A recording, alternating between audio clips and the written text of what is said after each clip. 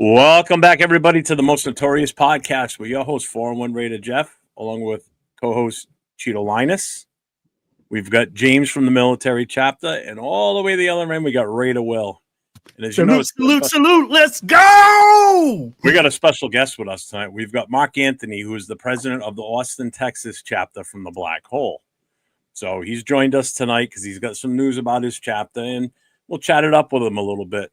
So right. How you guys doing? Hey, thank y'all guys for bringing me aboard. Hey, no problem, brother. Welcome. I'm from Cali, and I know Texas is huge. So where does Austin lie around? So it's Central Texas. Central Texas. Okay. Yeah, we're the capital. Yeah, the capital city. All right. Okay. Yep. I mean, like, if you guys been to the land of the TX with the big PX, baby, they're right slap dab in the middle of the state. I mean, Austin is in the middle of everywhere. So Austin was the one that got famous for the railroad, right? And then everybody started partying downtown Austin. And then everybody started moving to Austin, bro. I'm telling you right now, if you live in Austin, you got some dinero. I mean, the houses are skyrocketing. The black and silver is moving in. I'll be like, hey, you know what, Cheeto? You said something about the Black Hole this weekend, that it is saving Raider Nation. And I'm telling you something. Hey, the black and silver is raising the prices up in Texas with all our transplants moving from Texas from CA to the big TX, bro. I mean, property prices are also boosting out there. Oh, I bet. So let me ask this: how far are you from? I know there's a game going on in Houston this year, which I know James is going to be going there and being part of that. Yeah. Leo, you're going to that too? No. Yes, sir. That's the plan. And Will, you're going too, right? Yes, sir. Yeah. How far are you from there? 2 hours, about 2.5 hours away. But that's not that bad. We're all going for it. That's like what, 3 states in Rhode Island? 2.5 hours? 2.5 hours I can get from Rhode Island almost to New York City. See? Mm-hmm. So I can go through Rhode Island, Connecticut, and part of Jersey, New York. So, yeah. Although I could, in 2.5 hours, I could legit drive. I could probably hit about 4 or 5 states up here. But wait. When your wife is driving, she drives too. Yeah. If I'm driving, we'll do it in 2.5 hours. She's driving. Okay. Woo! I knew it. Yeah, hear it in the background. So she's starving. She's not deaf. Yeah. Right. Mark, have you gone to any other games already this season, or what have you been? At the moment, we're just trying to.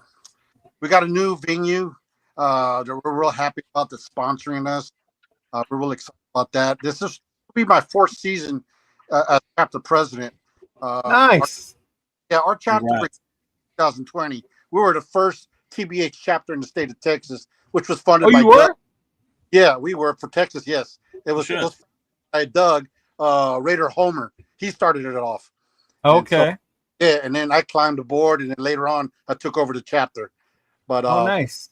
Yeah, so we got 5 other chapters here in Texas. We got Dallas Henry, the president out there. We got Tanya. She's the news president chapter. We got Adam out there in San Antonio, and then we got Raider Scream for Fort Hood chapter. So all 5, right? We're trying to get going out here in Texas. Oh, wait. Let him know, James. Let him know that he doesn't know. You got the military chapter in El Paso. We need to add you into our group. I hardly ever hear anything. I didn't know what happened to you. I don't know why no one Tell him, bro. Tell him. He's over here tonight, but never hear anything. The only thing you see is sneaker pics and him going like this. That's the only thing you see. GQ. That's Instagram model James. Yeah.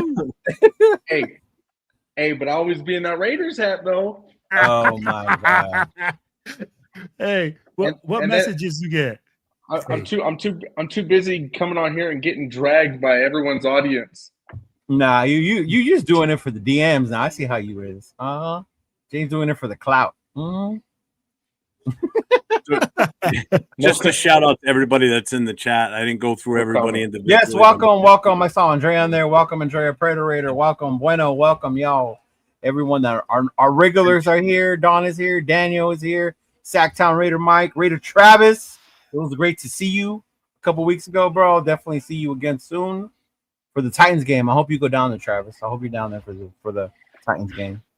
You know, it's funny you mentioned about traveling because when the season started, I was excited. I'm going to go to Houston. And then last year, I was the same way. And then the 10-game losing streak started. And I just remember telling my buddy, like, bro, I don't want to go to Cincinnati no more. Wow. Like, I'd rather go see you in Vegas, bro.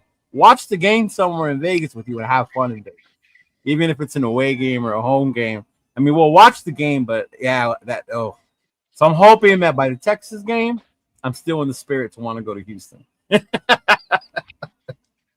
Oh man, you What know is what? that game? What's the date? It's December the 21st. December 21st. Yeah. Week before Christmas. Yeah, right before Christmas. Yeah. Mm-hmm. Oh, so that's the week before. That's the week before Philly. So we go from Philly to Houston. Yep. Yeah. Yeah, that one gonna be pretty big. That's a 3-day event. Starts on the 19th. Time thing lined up out there.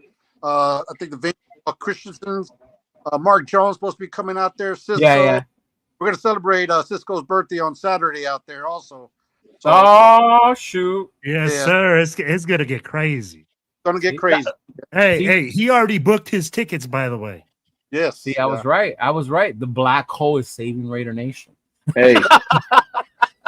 For anyone that once again wondering what seat I'm sitting in at the Texans game, I'm in section 124 near the 30. I didn't see anyone wonder where you were sitting, but okay, James. I've We gotten wouldn't know a 'cause you don't couple. communicate anything. So I've gotten a couple. You Got a have, couple messages. yeah. Hey, you know what? We're gonna tell you like this. H-Town is gonna be off the motherfucking chain. I'm telling you, Cheeto, because I've already been talking with them. Hey, these 5 presidents have already locked in. They got a Marriott that has a pool on top. Yeah. It's Hey, December. Bro, have you been to Houston in It's December? never been my first time ever going to Houston. It's gonna be like 70 degrees. yeah, it's not gonna be like coming It's to gonna New be England. Cheeto weather. Yeah. I mean, like Cheeto's gonna be out there in perfect shorts and t-shirt weather, bro.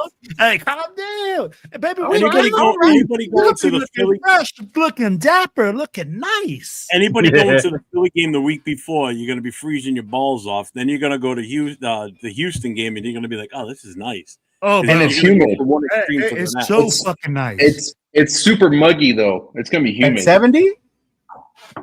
Oh, It's bro, gonna be humid. It's Houston's a very little humid. humid, but it's like, Oh, yo, yeah. when we went to Well, I've been to San Antonio, Antonio before, and I remember it kind of sucked the weather, but yeah. oh, and the weather is beautiful down there, man. It's a great time. We went down to NOLA last year in January. Mhm. I've been down to Dallas in December when Dallas. had Yeah, their I've been in bro. Dallas. Thanksgiving, November. I went Bro. the first year they opened Jerry's World. We played them there. And my 70 uncle bought me a degrees. ticket there. Yeah, it was nice. 70 degrees, brother. It's perfect. Yeah. Yeah, Dallas was nice. But I know Texas can be all over because it's so big. Like, yeah. Mhm. That's cool though. That's cool. Look forward to going. Now I know. So 3-day event. So I should get there Thursday night or Friday morning, right? Friday morning? Okay. Yeah. All right. Meet and greet would be Friday. Saturday's the party, and then we're planning for the tailgate on. All right. Now Yeah, I'm I'll from be- LA. Should I leave my Dodger gear at home? Is it safe to bring it? Bring it, represent, whatever. All right. He said, "Bring it. It don't matter." I was gonna bring it anyway, big dog. Me and Leo are gonna be bringing kits for our sneakers out there. Yo.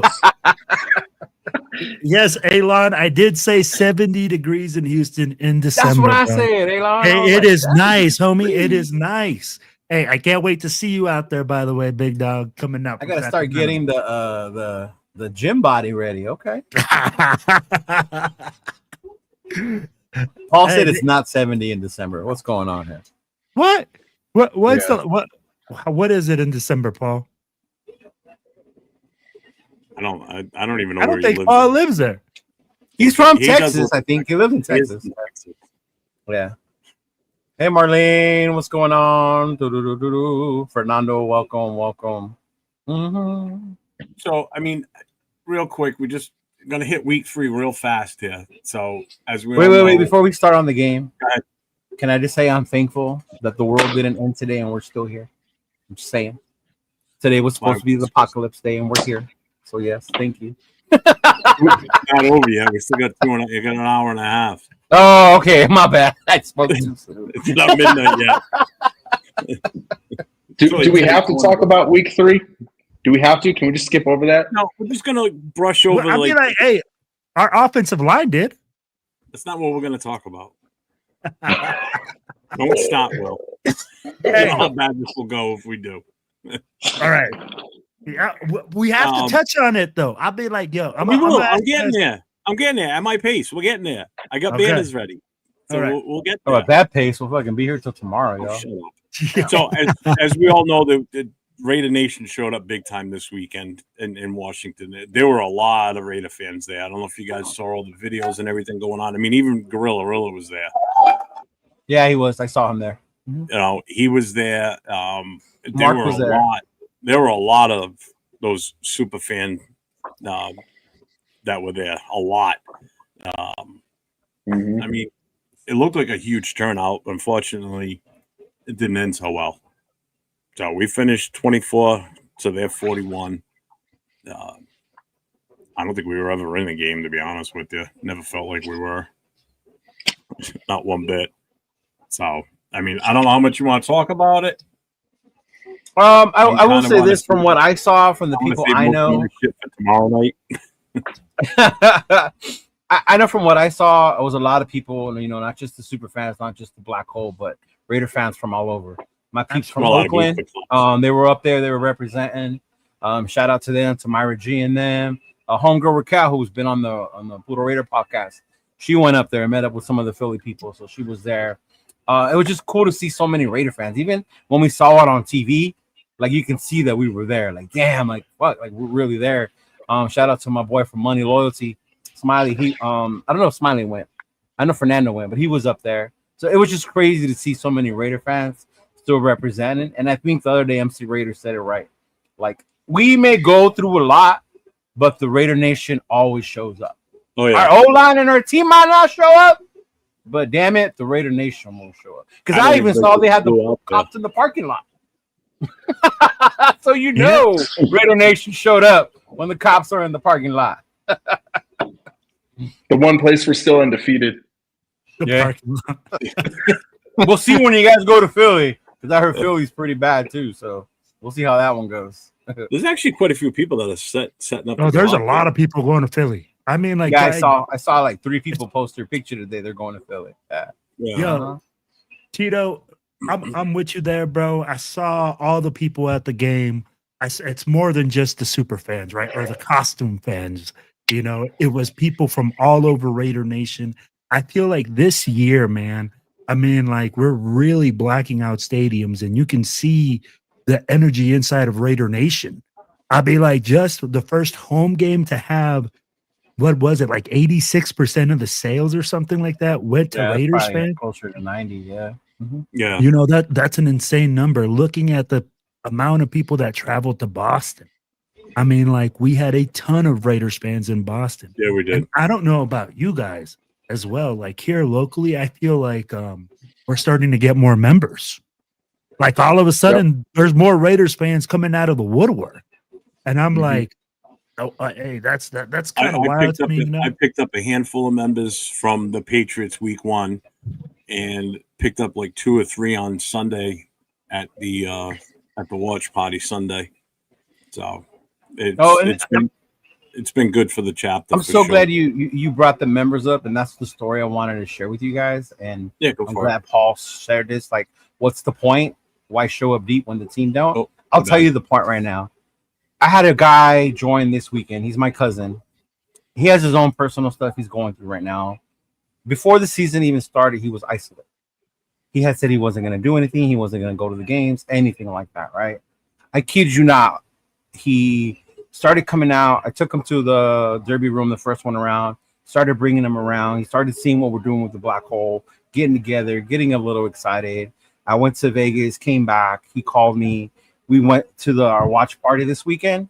The minute we got there, bro, he showed me his phone and he became a member. Like he became a member of the Black Hole, and he's like That's awesome. all in on this season again. And I think that's what I think people forget. Like it's more than just football sometimes. You know, you think about someone's mental health. Yes, it's bad we lose, but just that camaraderie that we have as a nation, as a group. And the fact that my cousin was able to come back and now he's out there with us. He texted me earlier right now. Like, where we going this weekend, big dog? You know, and I was like, in my mind, like I just smiled. Like, bro, like this is what I wanted you to come back. And not to see that he's back, you know, mentally, physically. And I think that's the part people forget, in that's what it's about also. It's not just the football team. Yes, we love the football team, but that's what makes Raider Nation different, and that camaraderie and that thing we build for one another, bro. And I love it. I love it. I love hearing that you got members. You know, I got some, and I just can't wait, big dog. Yeah. And you know what, Raider Paul? That's why, like, Cheeto just answered your previous question that you had on there. You know, and yeah, I get it. We all spend $1,000 and we might see our team lose and all this other stuff. But you know what? You're going to do it by yourself, or you're going to do it with your family. You're going to do it with your friends. You're going to do it with the people that you make memories with. I mean, like, it's more than just a game now. And I love going to Sundays and I see my people. I ask them how their week is going, how their days are going. I mean, like, yo, hey, do you need some help with something? Yeah, bro, I got you. This is a family thing. And I'll be like, it's really changing the environment. It's like you said, man. I'm like, I don't know about you guys, but in our club, it's been a total change this year where we're just like, you know what? We got it, man. Whether the Raiders win, lose, or tie, man, we're going to ride it out. And we're just going to enjoy the process and enjoy making memories together and doing it as a one unit as ourselves, you know, one unit, one team kind of aspect where we're together and we're making those memories. See, Yeah, you know. Go ahead, James. You go ahead. Go ahead. Mine's gonna be a little bit longer. Go ahead, Jeff. Because I after this past Sunday, even though we lost in the shitty fashion we did, I put a message out to my chapter in the Facebook page, and I said exactly that. I said that's what keeps everybody coming back is the camaraderie, the time to hang out, and you just with like-minded people that enjoy watching the team together. I'm going to Philly. I know our chances of winning are not that great, but I want to be with everybody again. I'll tell you what, since week 1, I've missed everybody. I had a blast hooking up with everybody. I agree. You know? Not once that week was over, I was like, week 2, that Monday night game, I was like, where is everybody? You know, I felt like, damn, everybody's gone, you know? So that's why I couldn't wait for this past Sunday, because I get to go and hang with the chapter and watch the game. You know, it was around my people again. You know, that's what it's about. Who cares what the prices are? If you don't want to pay the prices, then don't go. You know, or even to go out and spend. You're spending time with your loved ones. You know, the people that are close to you. Yeah, and if that's the troubling part to you, then I don't know what to tell you. I mean, I spend the Sundays with my wife. She comes and watches the games with us. When we go to the place in Providence, my daughter and my son-in-law will come with us, and probably my son too. So it's a whole family thing at that point for me personally. And my daughter's a Packers fan, but she'll go. You know, she supports it. See, Elon too, man. Shout out to Elon. He said, "Hell, Cheeto, I started." Sorry, I keep doing it. My bad. I started hanging out with TBA Sacramento last season to help cope with my divorce from 3 years ago, and no regrets. See, that's what I'm talking about. Yeah. Stuff like that, man, and that's the beauty of it, you know. And it's not just TBH, all clubs, all Raider fans, groups, families, everything, bro. Yeah. So I think that's really great, and I'm going to kind of touch on something similar to what Leo was talking about, and Elon. That's a really great story as well. Pretty similar. I remember when the schedule dropped, and we'll remember this. I remember when the schedule dropped. It was like in the beginning of May, and I called Will and I told him, you know, I bought my tickets for Houston already. Yada yada yada. You know? And then a couple of weeks after that was actually when my wife passed away, right? So I remember calling Will and telling Will, I don't know if I'm going to go. You know what I'm saying? I saw these tickets. I might get rid of them, whatever. And I remember having that conversation with Will. And this was actually when we were gearing up to start this podcast as well. And I remember some of the first messages I got were between Will, Leo, and Jeff even had messaged me. And it was a big deal because when I talked to Will about it on the phone, Will was like, nah, man, you're still going to go. You're still going to come. You already got the tickets. And I was like, well, I don't know, whatever. And I remember Will's perfect thing that he had told me was that you need to go because you still have the rest of your family going. You still have all the Black Hole family. And I just thought that's just something that's kind of really stuck and has really been great because even when that had happened, I mean, Leo was one of the first people who shot me a message. He shot me. He was like, "Hey man, give me a call, blah blah blah. Let me know you're all right." Like Black Hole members that I wasn't even Black Hole members and presidents I haven't even made contact with were like making contact with me, sending me their numbers, making donations, and it's really great. So even when the team is bad, right, and even when I come on here and I banter with Will and I banter with Leo and I banter with Jeff, at the end of the day, we're all family members. You know what I'm saying? We all have arguments. We all say the dumbest, most outlandish things to each other, and that's just what. Especially those two down the end. Yeah. And you know what? That's straight up just what family and your brothers do to each other. And I think that's what the Black Hole and just Raider Nation in general is all about. It's never been about how good we are as a team or how bad we are as a team. It's always just a bit about you show up day one goal, just win, baby, and that's it. That's it. Right. It's nice if the team is winning, but again, it's that common bond. You know, as bad as a team is, it still brings us together. You know, so yeah, we're all our own emotional support. You know, Mark, have you had any experiences like that in your chapter with any of your members that feel that way too? Yes, we talk about that a lot. That's like one of our main thing of our chapter, family. You know, we look forward every Sunday just to kick it together. But we're a real tight knit family. We invite wives, the girlfriends. They're very society. But that's what. I had a brain fart. It's for me personally, since I left the fire service, I didn't have that feeling of brotherhood. But since I've gotten into the YouTube thing and being around more Raider fans and doing this and being in the Black Hole now, I feel that more sense of that piece that was missing for me for a few years. You know, so this is I love doing this. I love being around these guys, which is why when everybody was gone after week one, I was sitting around like, now what? It's over. Everybody's gone. I'm bored. You know? Well, and I'm gonna tell you something, man. I'm like, it's a real unique situation what you guys are saying.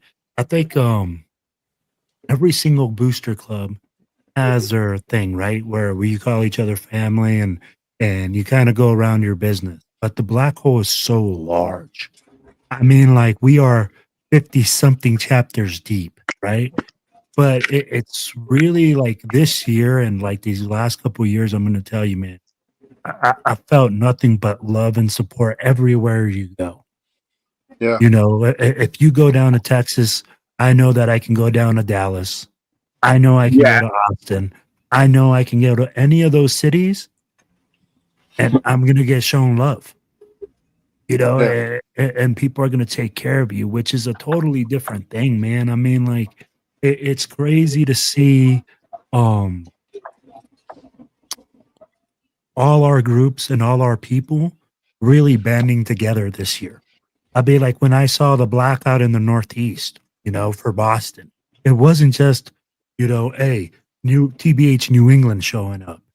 Like, when they said New York City was there, Leo, I was like, oh yeah, New York City. They're like, nah, Staten Island. And I was like, damn, okay, Staten Island. I was like, I thought it was the same thing, but they're like, nah. But they're like, yo, you come to Staten Island, we got you. And I mean, like, they talk to you in that like Italian, like, you know, like kind of like even like moving their hands, like the little mafia thing. And then I mean, like, we saw people from Texas were like, yo, you know, people from Texas talk different and they act different. And it was the same thing. They was just like, yo, man, hey, you know, you come down, we got nothing but love. Like, come out, boom. Yeah. We got barbecue, we got this, we got that. And I'd be like, that's what's really cool, man. I mean, like, I feel like this year I've really seen a different aspect of that and traveling and seeing it and just being a personal part of it. And I think you saw that in Vegas and then in San Francisco as well. Yeah, I saw when I went up to Fremont to visit y'all, the Travel Brigade. Yeah. Even today, I saw that there's like 3 or 4 clubs joining together to all go to shenanigans. I was like, okay. why were we not invited to shenanigans? So you are invited. Hey, I'm gonna let it be known right now, yo. If you are in the TBH Sacramento area, yo, go over to Shenanigans, hit up Momo's freaking barbecue place. They're gonna be banging it out. They're gonna have TBH Reno. Probably could, Ricky. And then- I'll play for Dunkin' Donuts coffee. I could, but I don't have their measurables they're looking for. Well, I don't know. Me and JPJ might be right. Hey, right there, James. Look, James full 6'3", 270. I mean, like he'd be a slim left tackle. I'm playing center. Get out the way, Meredith. James, real quick, I sent you Sacktown Mike's Instagram in our Notorious podcast chat group. He had a question about how is he join your chapter, so I sent you his Instagram. Reach out to him. Yeah, He's Sacktown Raider Mike. Sacktown Raider Mike. I'll make direct contact with you probably after this. There you go. Let's go. He's an airborne paratrooper, so he's a airborne. He's a crazy one. Yeah, he's a crazy one. I did airborne school twice and dislocated my knees. Then it became an Instagram model. Did you pull the chute too late? No, the first time I fell on, I was landing onto like the side of like a hill, and I just landed in like a little sinkhole thing where there were rocks. And the second time I fell into one of those big ass oak trees in Georgia. Oh my god! They were like, "Don't hit this." Don't hit the trees. Yeah, and at that moment, that's when I was like, I am not meant to pass this course. Just give me a D to stay through. Oh man. Oh shoot! But hey, you tried, big dog. You tried. No doubt. So, hey, Mark, why don't you let us know what you got going on this weekend, man? Yeah. This Sunday with Raiders versus the Bears, September 28th. We have a huge lineup. We got all 5 chapters coming in. To kick off time. We got some sponsors. Modelo sponsoring us as well. We got a new. They're sponsoring us. They're baseball caps, T-shirts for our chapter as well. I want to say a shout out, special thank to Andrea, president for the LV Rollers. Oh, okay, I know Andrea. Yeah, she's showing up in support. Also, from TNBC, they're also cool, man. Yes.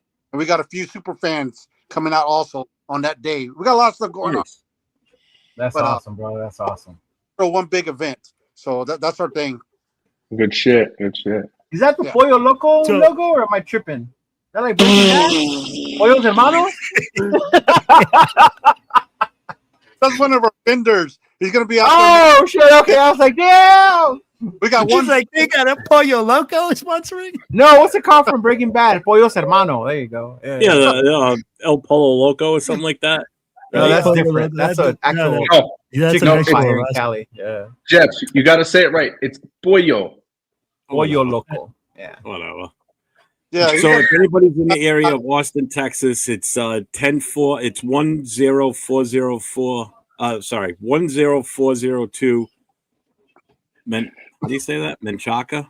Look at that. Somebody can't say the word when they're not in New England. Menchaca Road, Building 1, Austin, Texas. What did I tell y'all? When you get him out of that area, he won't be able to say the words either. Cheeto. Menchaca Sports Bar. Menchaca Sports Bar. Barbecue too. So it's September 28th, cool, which is this Sunday coming up. I am hungry. Versus the Raiders at 3:25 p.m. is the kickoff there. That's dope, man. I'm glad the 5 Texas ones are getting together. That's gonna be awesome. Yeah. Cool. Shit. Hopefully this summer I can make it out, because I know in the summer you guys have a Texas get together, right, with everyone. Well, our next one will be that December 19th with the the Houston one. Okay. That'll be our next with Tanya. All right. Hey, what day are you guys getting into Houston? Will and Leo? Probably Friday morning. I got to talk to Chona. It depends more on Chona's work schedule. Yeah, I know I'm taking Friday off work, but I'm driving out there, so I'm driving 12 hours. Yeah. So, I mean, don't get me wrong. You know what I'm saying? I'm flying how many hours? 4 or 5 hours? No. 4? No, that's it. Don't get me wrong. Though, you know, I'm bringing some women help out. You know. Yeah. But anyways, I got a long drive, so I'll probably leave.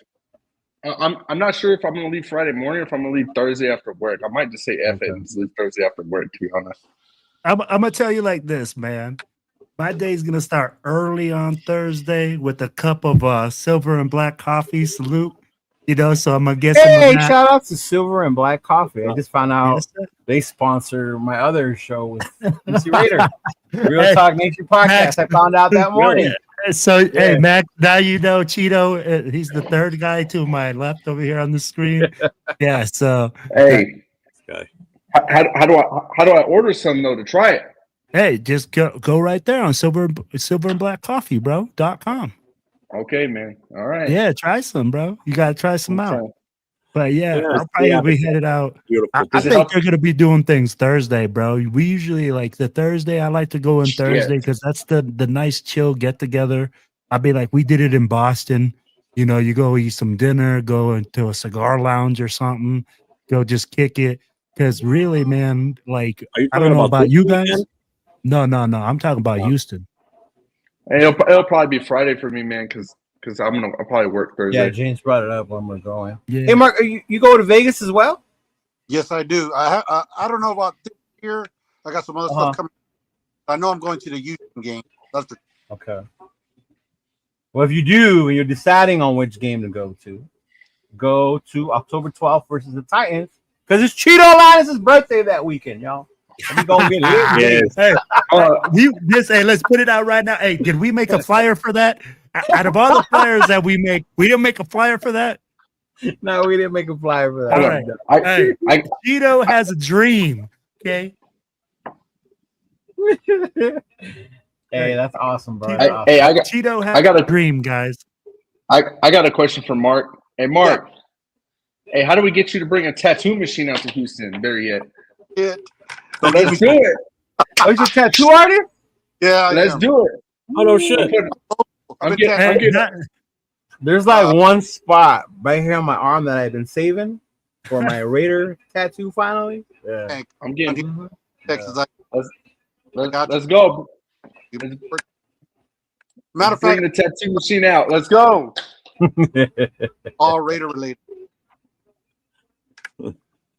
No, you can add ice though to your drink. Yeah. MC Raider was telling me all that. Yeah. Okay. I'll put a black hole logo on my arm right in the middle of the bar. Ooh, that's always a good one. Against Denver, that's always a good one. Yeah. Mm-hmm. So real 805 wants to know if that black hole tailgate's going down this weekend. I don't think we resolved that yet. So last I spoke to Mark, I don't know if you spoke to him about it. But last I spoke to him about it, it's still on hold. Powers that be aren't letting it happen. They're fighting it. He's doing everything he can legally to get through those loopholes, but the way it's looking, we might have to wait till next year to get that the black lot going. Yeah, that's because they're really pushing for us not to be able to watch the games and drink out there without having to go inside. That's what they're fighting back on. Yeah.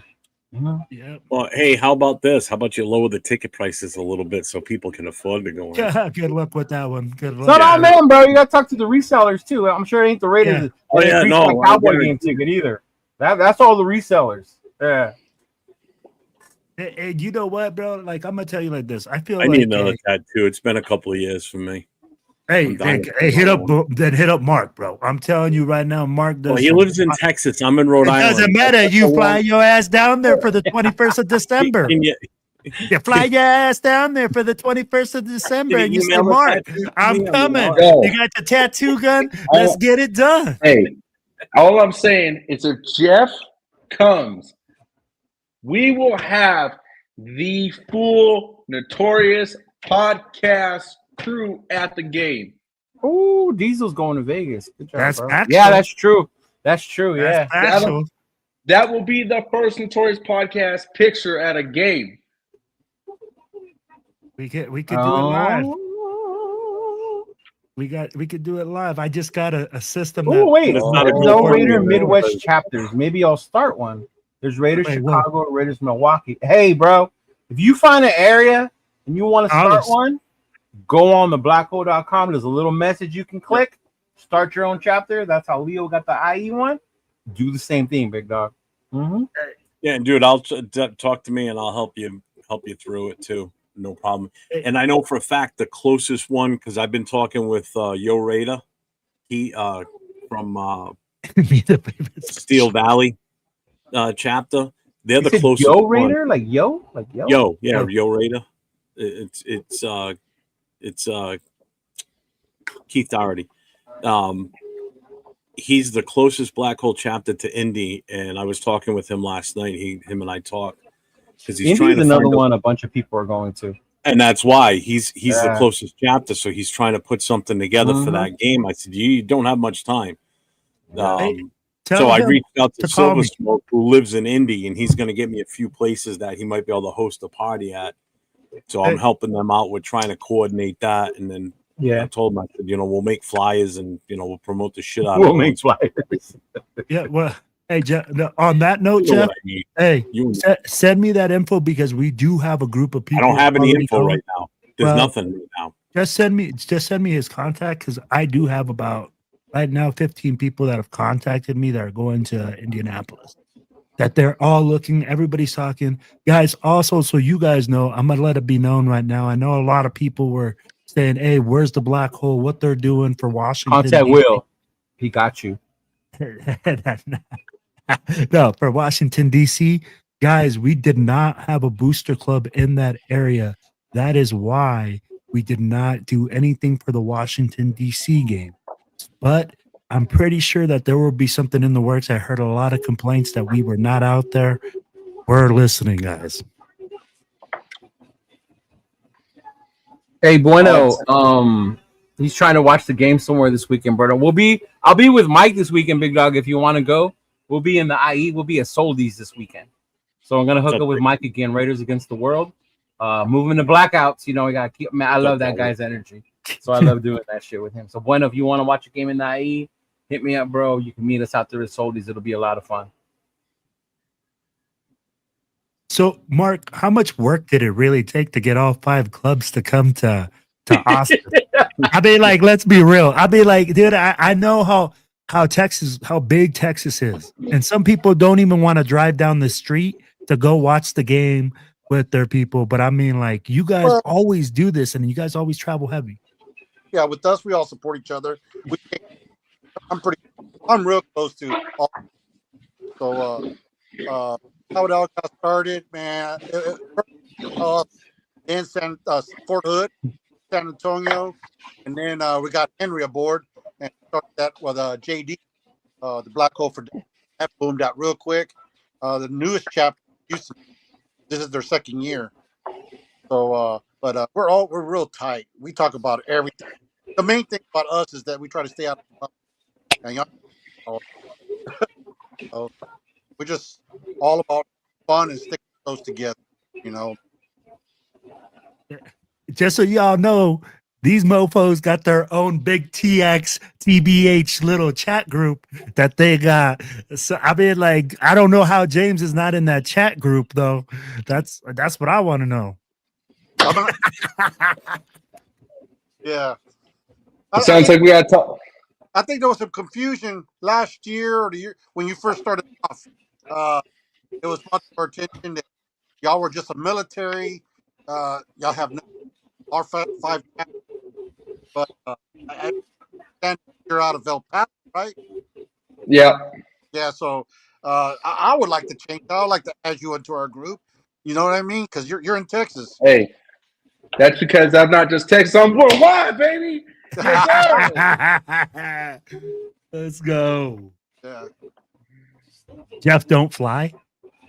Jeff, That's true. Jeff, come on, bro. That's not true, dude. I've flown to California twice. I've been to Jeff. Mexico twice. Jeff, if you go to Houston, I will have a Dunkin' Donuts gift card waiting on you. Oh yes, I'm gonna fly for a fucking Dunkin' Donut gift card. I will cover Jeff's decaf coffees for the whole trip. I'm putting it right here. If Jeff goes, Jeff will not pay for any of his decaf coffees for the whole weekend. Who wants to start a Beverly Hills chapter? You know that's easily like, I'm just saying that's easily a minimum of $40 a day for Jeff's decaf coffee. Oh That my weekend. god! What's the next closest airport from Houston to Houston? That's not Houston Airport. There's like 2 in Houston, though, isn't there?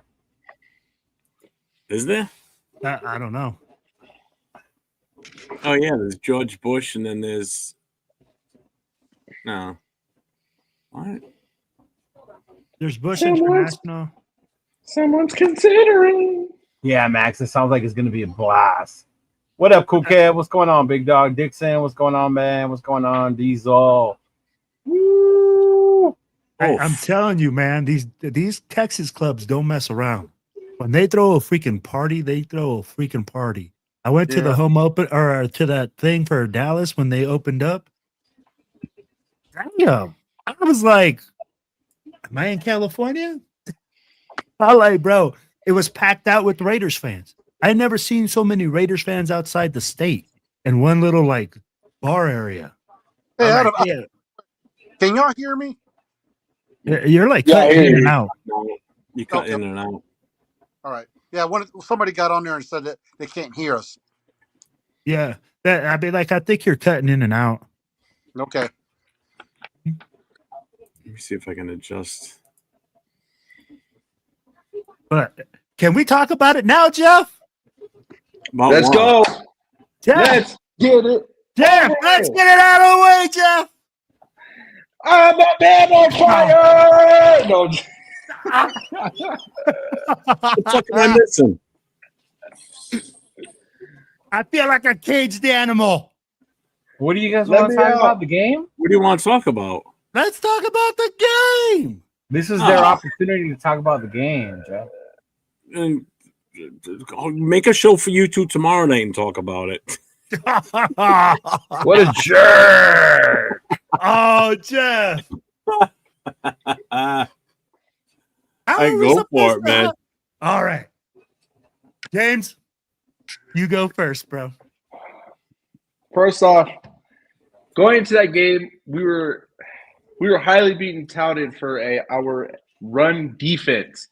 We were I what? think we were being touted for our run defense. He's Oh, using bigger yeah. words than he can We use. were being told that we had a top 5 run defense and we were just stopping anybody and everybody. And then what happened? Over 100 and like I think 120, almost 150 rush. Yeah, 100 was 170. 170 in the first half. Yeah, 170 rush yards in the first half. How?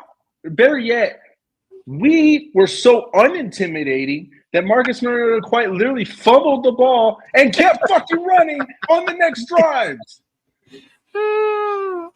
Like, I do not understand how we let Marcus Mariota just play like how I would play with Lamar Jackson on Madden in my freaking mutt team. Like, I just don't understand.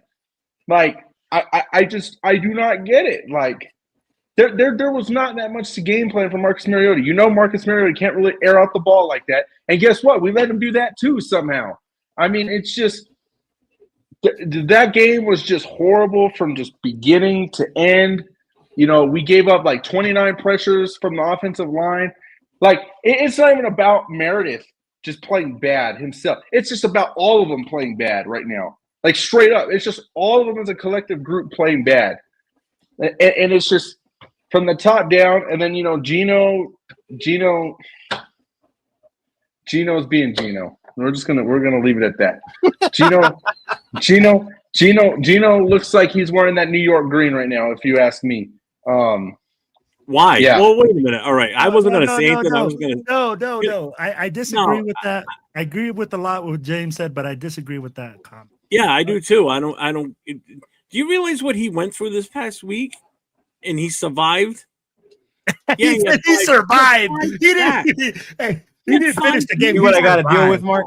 0 interceptions. How was he the problem this week? How was Genty the problem this week? Neither one of them were the problem. There was. Well, I didn't say anything about. He didn't say that. He didn't say that they were the problem. I didn't say they were the problem. I just said Gino was being Gino. Gino is just what I've gathered from Gino is what I gathered from when I used to watch him play in the Jets, which was when he was on, but when he was off, he was fucking off. But he's been a guy like that, bro. He's been a guy like that his whole thing. You know, he wins a big game, loses a big game. Here's my thing. Oh, I really just expected. When I said I thought Gino was going to be the quarterback of the team, I really just kind of expected a little bit more of a turnaround. I expected a little bit more consistency based off what 3 touchdowns, no interceptions. You know what I mean? Yeah, garbage time touchdowns, bro. Garbage time. Who gives a He had no interceptions. He had no interceptions. He had no interceptions the whole game. No turnover. Who gives a fuck that Trey Tucker went off at garbage time? Who gives a fuck? No, nobody gives it. You're right. But let's be real. Okay, so James, I agree with a lot of the stuff that you're saying. Our interior O-line, bro, we look like the guy that says, hey, where's my car? Where'd I park my car? I'll be like literally offensive linemen looking at each other, trying to figure out who's supposed to be blocking what guy. We look lost up front. Yeah. You know? Hold on. Hey. He let you Calm go, down. you let him go. Exactly. I'm your shit right now. And then when Will's done, we're gonna let the guest have a chance to talk about what he thought about the game. Give this guy a chance to talk. Oh, Mark's holding it all in right now. Y'all don't know. Hey, we're watching the game. Gino, man, I can't put him down. No, I think it's just he needs more coverage, someone to protect his ass. I think he's doing the best he can. From previous quarterback, I think he's doing all he can do. You know what I mean? And then with Pete Carroll being a new coach too, Jesus, I was expecting something else, but it's too early in the season. You know, I think they still got to rebuild that offensive line. That's the main. Until I don't think we're going to see anything good. If they've been playing like that the last 2 games, I can't see anything good if they don't correct it right away. You know. Look. But at the end of the day, Let him talk, James. regardless how bad it is, it's Raider Nation. Hey, That's right, Mark. 100. That's right. Yeah, 100. yeah. Mm-hmm. We can't be always negative, knocking down our own team. I mean, we're going to have some good days. Hey, Mark, I just want to have those days where I can strut around and talk some shit all week long. That's all I want. You had it. You had it week one. And I was strutting my shit like a peacock. I mean, I was out there strutting like a whole new peacock, baby. Yeah. Like, hey, look at this. But Not only that, but the fact that you guys were there, your peacock feathers were out even more. Oh, you ain't even know. You ain't in full peacock mode in Boston, bro. Like, everything. Oh, I was on cloud 9 because, like I said, living in New England and watching us go down, take the Patriots down. Oh, that was like Christmas Day for me. Yeah. Couldn't get any better. It was beautiful. It's going to be interesting. You know what I mean? Honestly, all of you are right. Gino, the line, Mark was sharing, and even from what Mark said, it's Pete's first year. It's going to take longer than we thought. That's where the main thing was, right? A lot of it had to do with rebuilding that O-line, and they didn't in the offseason. For whatever reason. They drafted, the guys aren't ready, but it's the whole team at the same time. It's not just Gino, it's the O-line. Yeah. Our receivers can't get off the line unless his name is Brock Bowers. Our defensive line got punked by Washington. You got to give Washington that credit, man. Washington. I keep telling people, you may think, oh, it's the Commanders. These dudes were in the NFC Championship last year, and it was not because of a fluke, and it wasn't only because of JD5. Like, they have the trenches, Washington, and it showed. It showed how much better they are in the trenches. But yeah, it's gonna take time. Those of us who were saying Super Bowl and playoff, they've slowed the roll, you know. We backed up a little bit, you know, but I mean, that's what we do, right, Mark? As Raider Nation, we always just want to win. That's all we want. We want them to win. Yeah. Yeah, they do. All of New England roots for the Patriots. You cut off, Mark. What did you say? Sorry, On our running back. Oh, yeah. See, even with him, I've been not harsh, but I've been a critic because we picked him at 6. Right. I see the talent, but I also see the obstacles he has to overcome. And this is why I didn't want to draft him. Not because I think he sucks, but because our team wasn't ready for a running back like that. If that makes sense, right? Yeah. Mm-hmm. I'm ready. I want to tack on that. You know what? I've seen plenty to go back and say that we should have did exactly what Will recommended in the offseason, and we should have drafted an offensive lineman that first flipping round. Because I've been saying we didn't know you back then, Jeff. It's okay. Yeah, that's why he didn't mention it. I've been saying since. I mean, I've been saying since way back that I thought we were going to be okay with Hendrickson, Judkins, or even Scattaboo. I've touted that, and Judkins and Scattaboo are just having great. But they would still struggle. I just don't understand. Yeah. You know, and I get that Genty's talented, and I get that he's trucking people, but for every one person he trucks, it's not a game-changing thing. It's not changing the game. It's not changing the trajectory of our wins and losses, and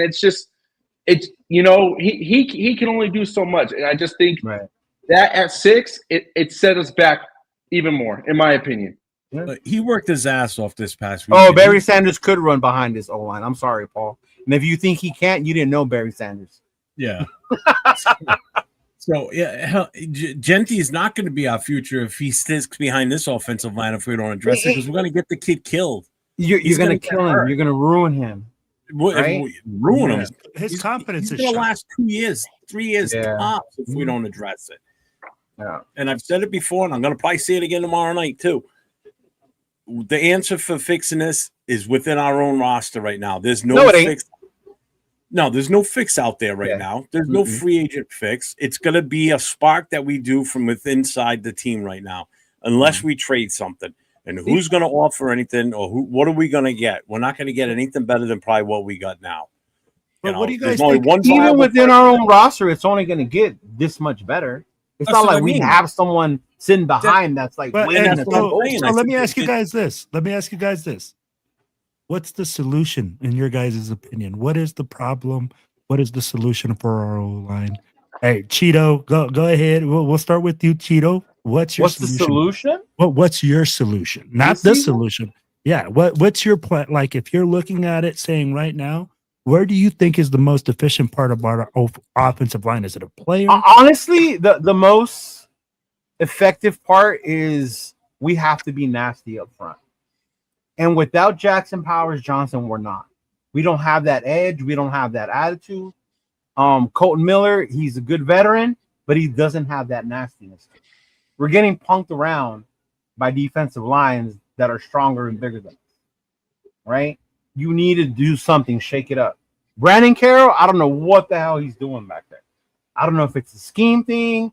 They're not listening. If you rewatch the film, all you have to do is kind of like pick a gap or move around, and it confuses the O-line. The adjustments aren't being made there. So there's like so many different things you can do. Or do you have Chip change the offense and go under center? Because you're thinking about now you're 3 yards behind, like 8 yards behind, whatever, because you're doing it from the pistol. That already gives the edges time, right? Our other dude, what's his name on the outside? Not Colton, the Glaze. Glaze is out there getting beat too. He's having he's out there getting beat too. Ooh, he got whooped. He got whooped all game long.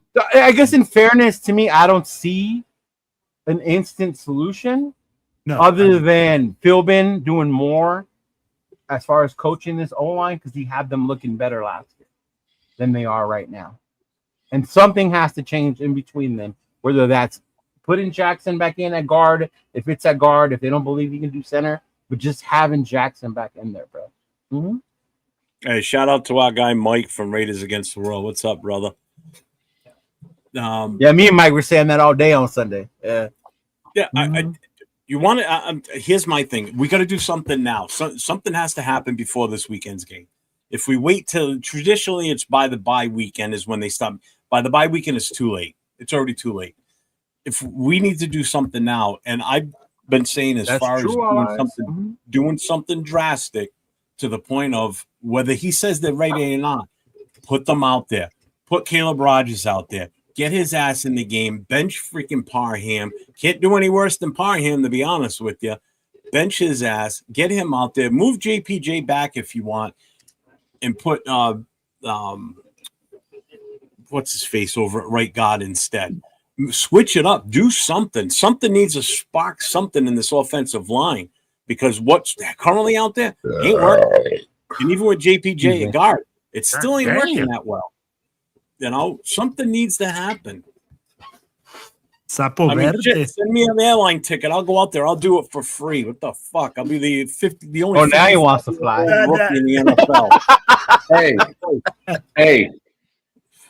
Stop right there, Jeff. You're looking at your new center right here. Oh my god. Oh my god, we're going from worse to smaller. Yo, I'd rather have my grandson, and he's only 6 months old, play center than you. Yeah. Wow. I got a little more beef on him. What up, Carm? What about you, Mark? How would you think, or do you think there's a fix to this O-line and the frustration? They need some time. It's too fresh, too soon to call it right now. That's how. Because I mean, we got a new coach, we got a new quarterback. You know, you can't build overnight. It takes time. Right. Mm-hmm. And I feel comfortable having a new coach like Pete Carroll. You know what I mean? He got experience. You know. Yeah. You know what frustrates me when you say experience? And I've heard multiple people say this. Over 3 games. And it was Lincoln and Q Myers. They both said this. That when something bad happens in the beginning, it like sets the tone and the entire team and goes bad that day, right? Now, if our team can't overcome a bad play on the first drive of the game, what the hell are these coaches doing? That we can't get out of a situation that early in the game. Like, I understand a late turnover. It changes the momentum. You never recover from it. But we can't recover from an early interception. We can't recover from an early 69-yard kickoff run. Like, I don't think it was that soft as a team. No, I don't think it was that, Cheeto. I think it's like this, right? Oh, here we go. I think it was a combination already. 3 weeks in, let's fire the coaches. Fire everyone. We're always in. So I think my thing is this, Cheeto. When you look at it, it was a combination of things, right? Oh yeah, it was a lot of things. Yeah. We got the big special teams play. Our offense was lethargic. I mean, like, you know, we didn't move the football. It was just a whole combo of things. But my thing keep going back to is just looking at the tape is our offensive line keeps getting beat and confused every single time that they load up the line. Any single time the defense blitzes, I'm almost counting it as a sack. Or if they line up with 4 guys, what up, rundown? Yeah, we're almost lining it up as a sack because of the fact Washington did it with 4. With 4 the majority of the time, bro. And that's where I'm like, dude, math wise, 5 guys to block 4, 6 guys to block 4. I mean, like, and we still couldn't do it. Yeah, hey, man. But and also I have some questions for Chip Kelly. Where's your offensive creativity? You know, I love the way that Kingsbury lived. Well, how can you be creative when they all Hold pick on. the line is Hold on, hold You on. can't be But creative. no. But you can Hold on. do Let him talk. Let him talk. Like, look at Kingsbury, bro. Calm down. Look at Kingsbury. Jaden Daniels wasn't in the game. He changed the way he went into a zone read game. RPO. Complete zone read. Yep. And then kicked the dog shit out of us with it. Yeah. So tell me why we can't do that when that's Chip Kelly's blueprint at Oregon. Blueprint when he came to Philly. Why not just run some of that? Why not simplify it where we're not blocking as many guys? I'll tell you why, because even when Gino has time, who's open? Crickets, dog. Not one of you answered. He's not lying. Is it a concept thing?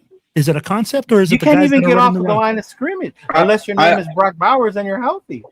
I want to state that I think someone who could be the difference maker, who I think is kind of struggling to get open consistently, in my opinion, I think Trey Tucker's kind of consistently struggling to get open. For as long as Trey Tucker's been on the active roster, in my opinion, though, like he should be doing more than what he is, because we know Jacoby Myers is going to be smothered. Like we know that everyone's going to recognize Myers as the one, and they're going to put their best defensive back on him. Period. That's going to just be what that's going to be. All right, fine. So you said Trey Tucker. What are you going to put out there that's going to get open?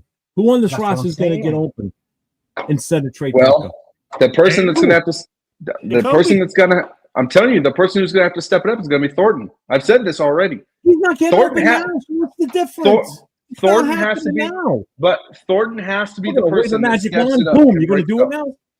It's the only way it's going to work. It's the only way we're going to see success is if Thornton steps up and he's that guy that just breaks out. What about forget Thornton? There was a receiver pick before him. You know how you're going to see success? You get an O-line that can block and protect, and the running game takes effect like it's fucking supposed to. And then everything else opens up from there because everybody's going to be respecting the run, and they're not going to be loading up in the secondary. And we can't block. No, hold on. We can't block for the run, Wait. Hold on. So, Jeff, I love you, and I think you're right. You know, you have to run the ball in order for play action to be effective. So tell me, why is Chip Kelly calling play action on 3rd and 10? 3rd and 15 when the run game isn't working? Who knows why? Ask him. Send him an email and ask him. Like, what the fuck are you doing, Kelly? No, but I mean, like, that's what I'm saying. I'm like, if it's not working, why use it? His best drive was the drive at week 1 in New England. I haven't seen a drive like that since then. I agree. That opening drive was a thing of beauty. It was like bing, bing, bing, bing, boom, boom, touchdown. The offense has no rhythm. Watch the first series. Big play to Jacoby. We gained that big yard, right? We're about to score. Next 2 plays, we get no yards. On the run, nothing. We get a field goal, bro. we have to get going on the offense. Get him out of he saw that. Yeah. We're playing behind the ball each time. We can't be 3rd and 10, 3rd and 17, right? You got to start figuring out a way to get those yards little by little. We're too behind all the time. We're not that good where we can do a 3rd and 10 and get that first down all the time. They'll start because you were a big Jack Besh fan, bro. So, yeah. That's just like Bigfoot. What? Hey, that's our number 2 pick right there. Yeah. Hey, so, and that's another. So let me ask you like this, and I think this is way too early to even evaluate anything. It is early to Mark's point. It's still early. Yeah. It's really like early. I think it's just frustrating to see the same thing. Look, the offense being lethargic, us losing close games. But I will say this: close games. You call this Sunday a close game? Hold on. Hey, compared to last year and the years before, yes. At halftime, we were packing up our shit and leaving. I had people packing up their shit at halftime last year, and like, oh, we're down 14. We're not coming back because they saw no hope in us being able to come back. Exactly. So yes, I'd be like, yes, it's a totally different feeling. I think quite panicked right now. However, given the next team we are playing, the performance the Bears just came off of, compared to the past 2 weeks of performances we're coming off with, I am highly concerned about this game. If we drop this game into bad fashion, I am afraid that our team may start to spiral. See, the problem was we got catfish. Those of you who went to New England, you got catfish. We hadn't seen the offense all preseason. We finally saw it week 1, right? Guess what? Now there's film on what the Raiders want to do. So what did Harbaugh do with the Chargers? Oh, you guys think you can go deep on us? Watch this. Come back to Washington. Oh, we got the trenches. You guys ain't running on us. That ain't happening. So if you're gonna beat us, you're gonna beat us with the pass, but your quarterback ain't gonna have time to do it. Yeah, let's face reality. Week 1 was a battle of two bad teams, and we just happened to be the better one at that moment. Plain and simple. But so many of us drank the Kool-Aid that we had this high-powered offense. No. I don't think we drank the Kool-Aid that we had a high-powered offense. We just think people were going, oh, we can beat these other teams. Okay, James drank the Kool-Aid because he predicted 350 the following day. Oh, yeah. James is always on the Kool-Aid. Yeah, and we are. Yeah. And we are predictable. You know why? Because on passing plays, who comes out? Genti comes out, and who goes in?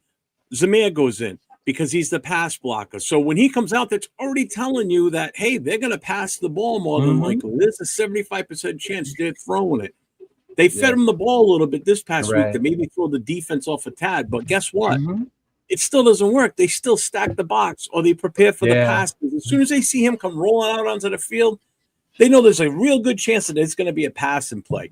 Keep Genti out there, then they don't know if it's going to be a pass play or a run at that point. They still respect Genti. They still do.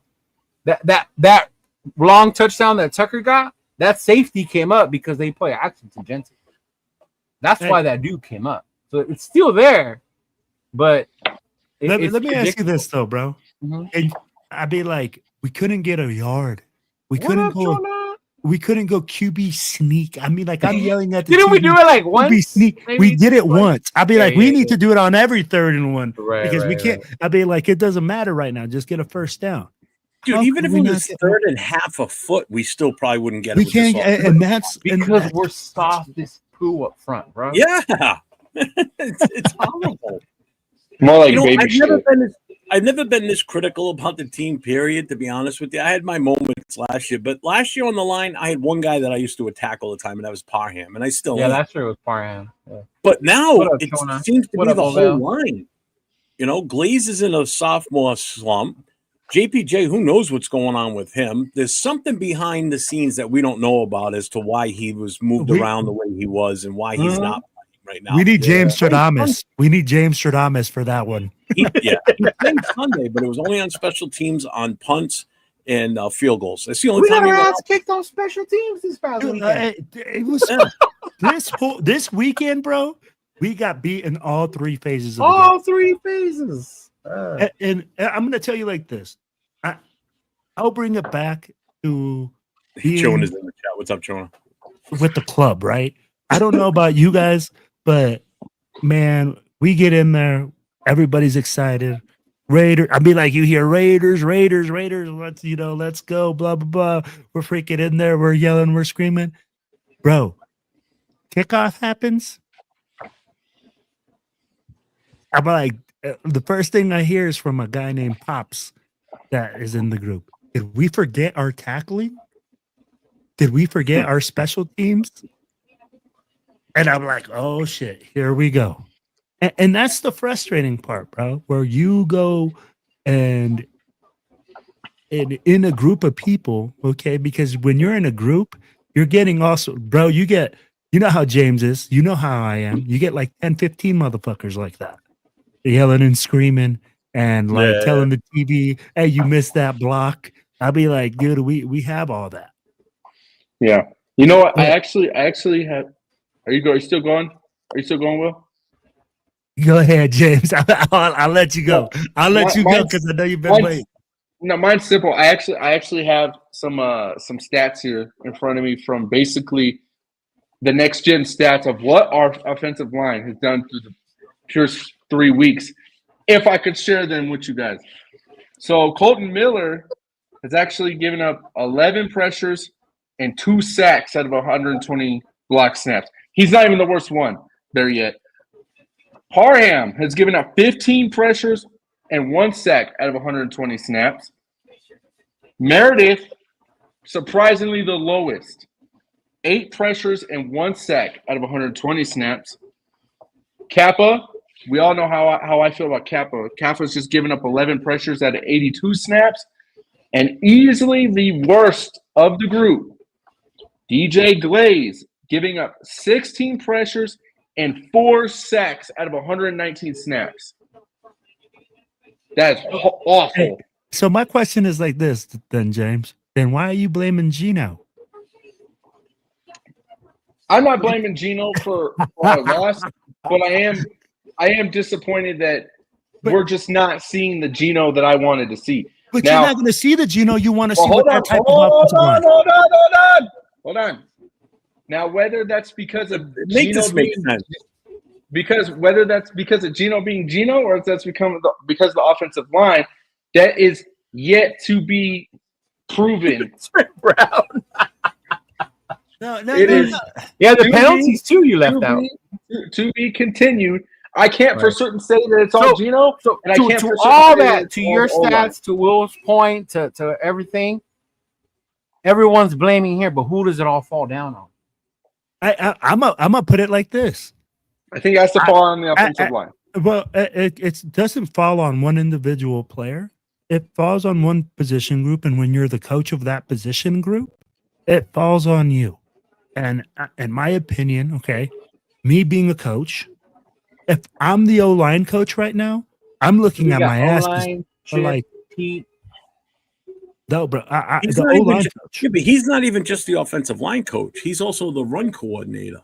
And look, and then So look Little at Five said this our the other run day on stretch. their show. He's being groomed to become an offensive coordinator at some point. So he's got his hands in more than just the And not groomed very well, by the way. No, He not ain't at gonna all. get hired after this bullshit. No. Well, and that's where I'm Exactly. looking at it It's like like, oh. that. So, Cheeto, that's why I'm saying I look at it and I say, hey, when you're in charge of those two things and you're a head coach, if I'm your boss, bro, and I'm in charge of you painting the fucking car, I better make sure you do your fucking job and do a real good job of it. If not, then it's my ass. Straight up. And we talk about it all the time. Somebody mentioned Deuce. There's people in here that have been in the league forever, just because of their name. All right. Deuce McAllister's one of them because now, if Pete ain't gonna do it because that's his son. Oh, it's my fault. Yeah. Who's gonna be the one to do it? Al, hey, I would have walked in that bitch and said, "I want this motherfucker gone." Bro, if Pete doesn't, if Pete doesn't have to, if Pete doesn't do it, then Pete has to go. You're the head coach.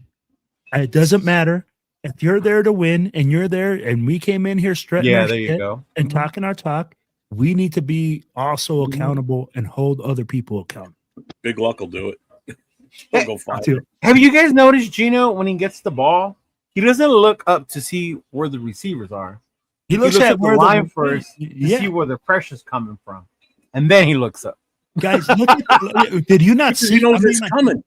Jeff, I talked about it on your show yesterday before I had to take off on an emergency. But dude, look at the way Gino was positioning the running back. He would see a double A gap, the two linebackers just mug up, and he was immediately putting that running back right behind that guard and telling them, hey, that pressure's coming up the middle. You know, he would not even doubt it. So in his mind, the clicker's going faster, the pressure's coming faster. So that's why it's hard for him to perform. And the snaps are coming slow as fuck. Don't forget that part. I'm blaming This Mark week the Davis. snaps were good. I didn't see any issues with the snaps, so they corrected that at least. Because the week before, that was awful. That was awful. There was a play in Anyway. this past game where he was running around for like 10 seconds. Oh no, maybe that was a Chargers game. That was the Chargers game. The one where he threw it into the fucking floor on fourth down. He almost did that this game. You said there were no turnovers. He almost did that this game. They just dropped the ball. Yeah, it took a lucky bounce on our part, to be honest with you. The other part too is in our defense, we almost had an interception like that. Was it Pratt again this week, or was it Isaiah? One of them missed the ball, and they could have picked it off. Yeah, it was one of them. We and I think there was plays like that. I think there was another one that Devin White had almost caught too, and I think someone like that. Yeah. Mm-hmm. Oh God, no, Daryl. I was so drunk and depressed Sunday night that I rewatched the Tuck Rule game because I love so much pain.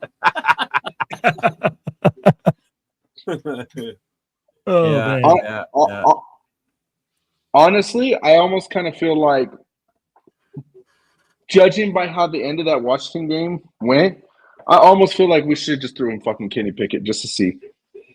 See, and it's too soon for that. I'm gonna tell you why, James.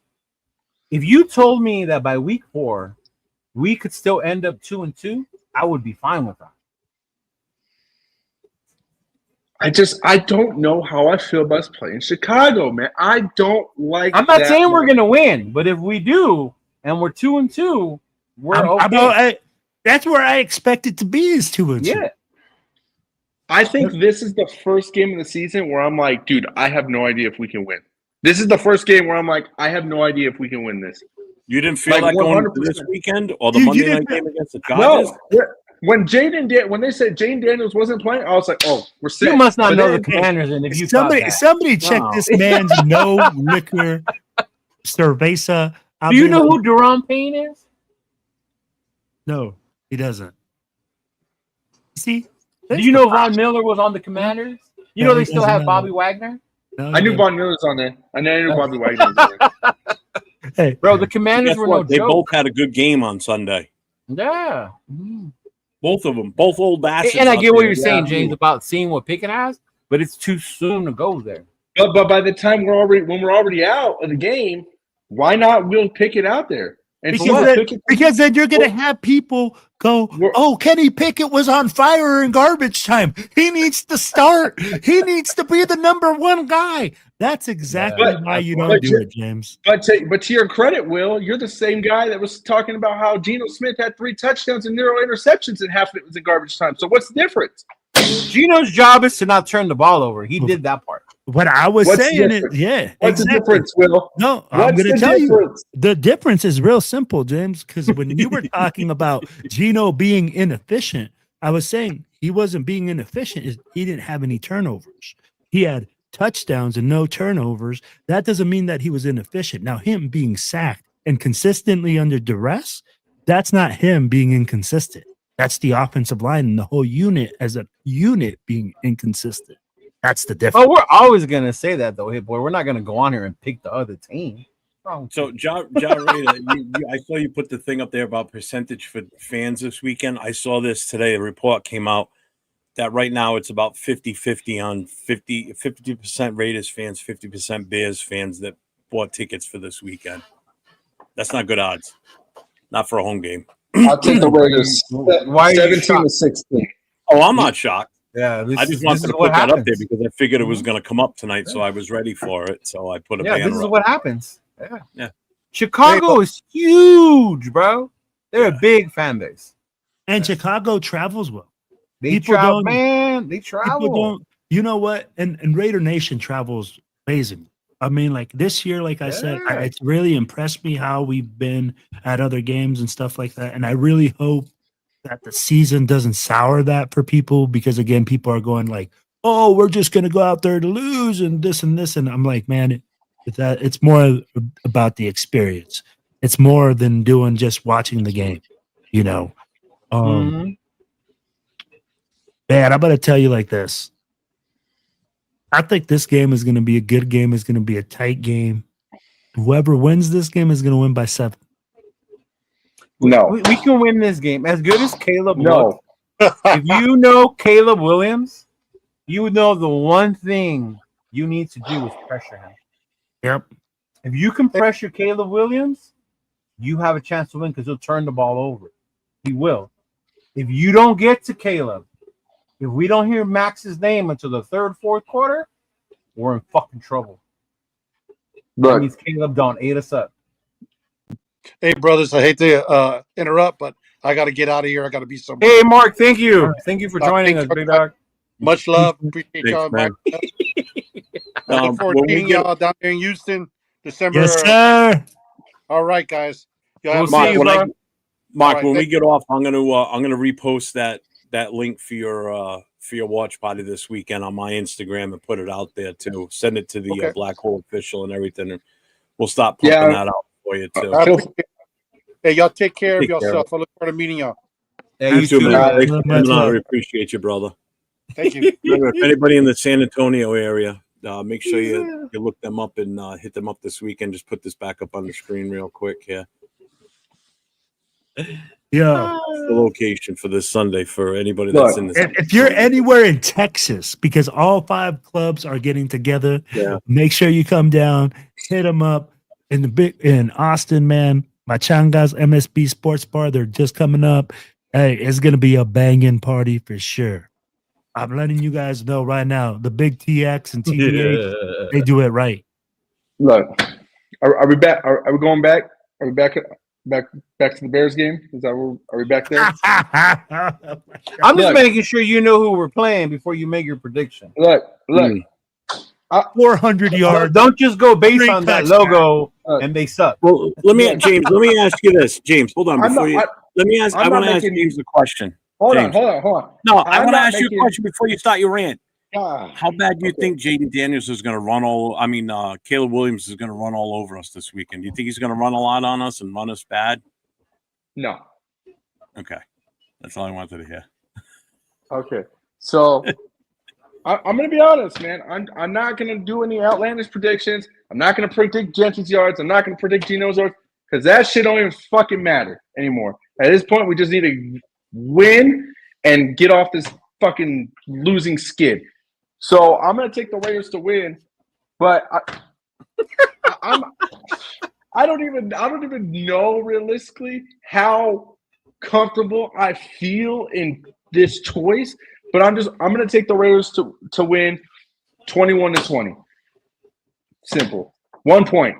If we win, it's going to be by anywhere from 1 to 3 points. I don't think we're going to win by no more than that. What kind of fucking prediction is that? It's a nervous one. It's I don't know. I'd be like, hey, it's different than his Geno for 350 and 3 touchdowns. I mean, like, so I'm gonna go like this, man. I think we're gonna win it 2017. You think 2017? Yep, Cool Kev says that too. 2017 Raiders. I agree. So does I'd be Travis. like, it's gonna be something like that because I don't feel like neither team is gonna have a big offensive explosion. I think it's really gonna be like a grinder, and it's just gonna be some couple of key turnovers or something that's gonna turn the game over. Bueno, who doesn't get a chance to talk, he's picking the Raiders 34-24. Wow. No, he meant Mark left because he didn't get a chance to talk. That's what Bueno meant by that. No, Mark's not a big talker, guys. Yeah, he's Hey, not. I'm amazed that he came on. I want to be thankful to Mark because he does not do these. He does not like coming on podcasts and doing that type of thing. They did a great job. I thought he was fine. He's a cool cat, man. I'm just like, You'd be surprised when they finally come on for the first time and they get over that first time jitters, and then they're good after that.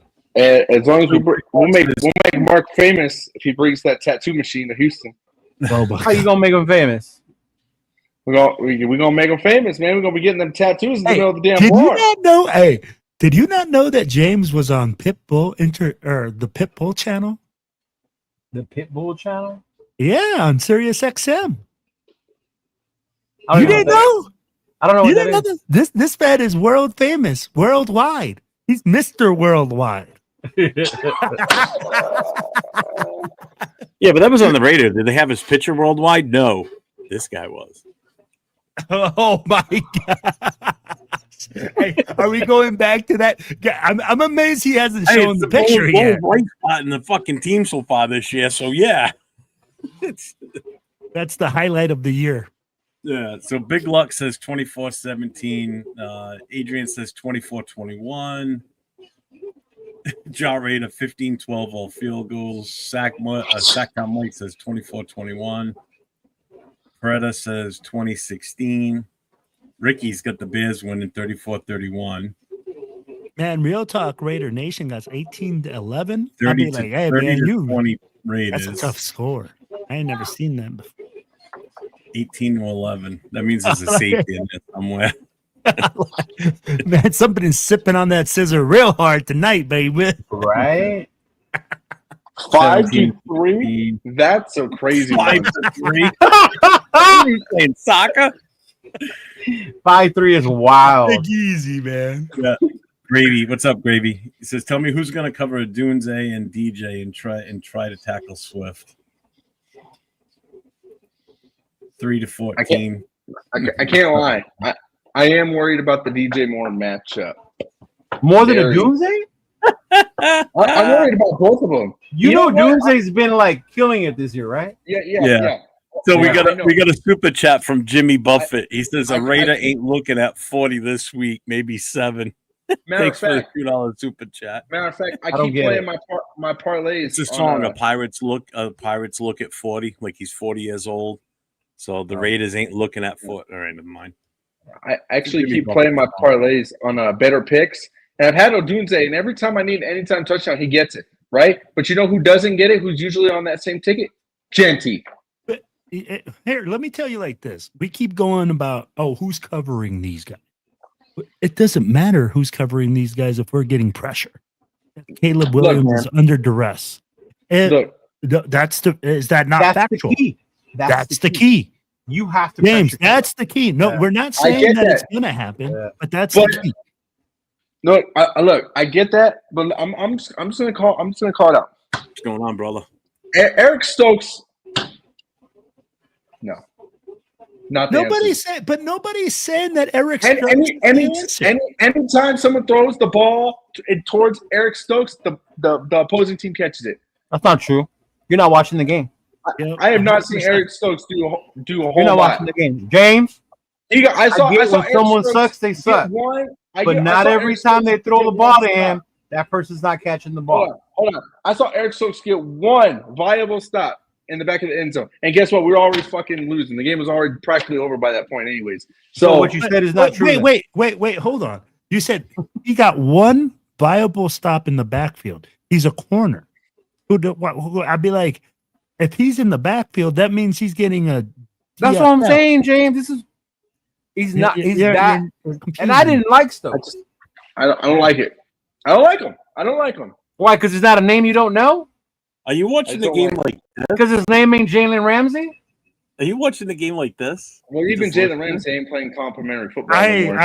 I want to watch the game like that sometimes, though. It feels like it, right? I want to be like. Oh God! Hey, what up, Raider Chavez? What's going on, big dog? What's going on? What's up? Hey, Yeah. yo, hey, that man right there is gonna be having one hell of a party this weekend. And Cheeto was not invited, Steven, so he is It's not this offended. weekend. Or is it it's this against week? the Chiefs? Oh, it's against the Chiefs. Never mind. Yeah, against the But Chiefs. Cheeto's they're all getting offended. together. Tito's Yes. offended that he's not invited. He needs that personal invite stat. I was like, NorCal, Central, they're all going to shenanigans. Like, I want to go to shenanigans. He's like, where's my invite? Isn't Ice Cube having a concert that weekend up there? Like, shoot, I can make it No. worth it. Steven puts everyone is invited. I don't care. He needs that personal invite. He needs Jimmy, the Tito if you invite. knew me, there's only one song of yours that I know. And I learned it when I was in the military. Which one? Guess, it's his most popular fucking song. Margaritaville. Margaritaville. That's it. You were in the Navy and you didn't know any of his. A lot of his songs. That's the only one I knew. With being on the water and really. Sorry, my CD book had no Jimmy Buffett in it. I didn't That really was an see icon, Cheeto man. hanging out at the beach right off Hey, the craft carrier. I gotta go. I gotta feed my son. So, All right, brother, take it easy. Later, man. all right, man. I'll see you guys next week. Later. Jimmy Buffett's last live performance was here in Rhode Island. His band was playing here in Rhode Island at a club. Wasting away in Margaritaville. That's the only thing I know. He showed up and he walked out on stage. Now, it was a small place. It was only maybe 100 people in their tops. And he played a full set with them. Nobody knew that was actually that he was going to be showing up. He just showed up and just felt like playing. He died like a month later or 2 months later. But that was his last live performance. Hey, Raider Travis, if you want Leo to sing it, you go put in those $2 for that super chat. He'll sing like a hummingbird. See, look Leo, at me. Look at me. Do I look like I listen to Jimmy Buffett? I remember going to Vegas and people were like, "Oh, we got to go to Margaritaville," and I was like, "The song?" Yeah. CD, that's how you know. You know what? You're older than you think because you just called it a CD book. No one else in here is calling it a well, CD that's book. when I was in the Navy. You asked me when I was in the Navy. Yeah. Mm-hmm. The MP3s were just starting to come out when I was on the ship. Yeah. Mm-hmm. Yep. Napster. So yeah. What are you two guys saying first score for this weekend? What are you giving it? 2017. Leo? 24-17 Bears. Wow. He said Bears. I said Bears. I'm gonna go 30-21 us. I'm sticking with picking 30 until we break the 30 barrier. Until we hit 30. Curse. Until we hit 30. Once we hit 30, I'll be happy. Is Plunkett 1T or 2? Plunkett? 2? Okay. I think. Are you trying to buy a shirt on eBay? No, someone's ordering. Making sure it's a 1T or double T. No, because when you're a big guy, you have a hard time finding jerseys. So I've become like the Samoan special jersey guy. So this one dude's a 7X, and he's like, "Can you get 7X?" And I was like, "Yeah, I can get 7X." So, but I'm trying. He wants Townsend, Jackson, and Plunkett. Yeah. So I want to make sure I spell them right. Yeah. Yeah, that'd be cool. Spell it, pick it, and send it to him. See what he does. Oh, that's fucked up, man. Not a Mitchell and Ness one because he wants the throwback one. Yeah, too. true. Never mind. Yeah. Wait, $2 for Cheeto to see? Yes, absolutely. $2 for Cheeto to see. That was my favorite. I like the 30. Yeah, so I'm gonna ask you guys. And I'm not upset you didn't invite me all the way from the East Coast, but that's I don't take it personally. Yeah, Jeff really couldn't just get in the car and drive down there. Forget where I was. Hey, what up, Jason? What's going on, big dog? Hey, congratulations. I don't like 2 minutes ago. Well. I know, but I didn't say hi to him. Okay. So, Leo, what do you got going on this weekend? Huh? Yeah, tell us about your event. Oh, bro, it was fun. It was so much fun, man. You guys know Mike. So I collab with Mike, Raiders Against the World, moving to Blackouts. We got together in Riverside, the Beach Bar and Grill. All ages welcome. You know, we were hype. We were like that old Mervin's commercial. You know, open. Have a good night. Thanks for being in here. We were out there by like 9:15, bro, waiting for that spot to open up. And as the minute we got in there, I kid you not, man, I turned my head maybe 20, 25 minutes, like 10 minutes before kickoff, set up the flags and everything, turn around, that place was packed. Nothing but Raider fans. A couple of Green Bay fans, a couple of Rams fans here and there. But, man, it was just great environment. We did a little raffle, raised some money for the club. Gave away a Lincoln Kennedy football. Gave away Jeremy Chin jersey. We did that. And then Mike had his raffle, gave away some of his gear, his Raiders Against the World merch and stuff like that. So, yeah, man, it was a lot of fun. I got a question for you. Before you joined the Black Hole, did you go to watch game parties like this prior to being part of the Black Hole? No. If I went to a watch party the last couple of years, it was either MC Raider invited me to do like a live podcast there, or I would just go to Pizza Co. with my family. That was the spot. But my family got tired of Pizza Co. And then last year, me and MC went to that 28 West Bar in Alhambra, which is not fun close going to with that many. Being around that many people is fun, isn't it? when you turn around and the place is that packed, it feels great, doesn't it? You know what? It was fun. One, because I get to experience it with Noah. My family showed up. I love that kid, man. I fucking love that kid. He's so funny. My family showed up, and 2 of my siblings are Chiefs fans, but they still showed up. Mom showed up wearing a Chiefs shirt with the Raider jersey on top because she supports her kids. You know, it was just cool, man. I saw my homie Sal. Shout out to Sal's barbecue.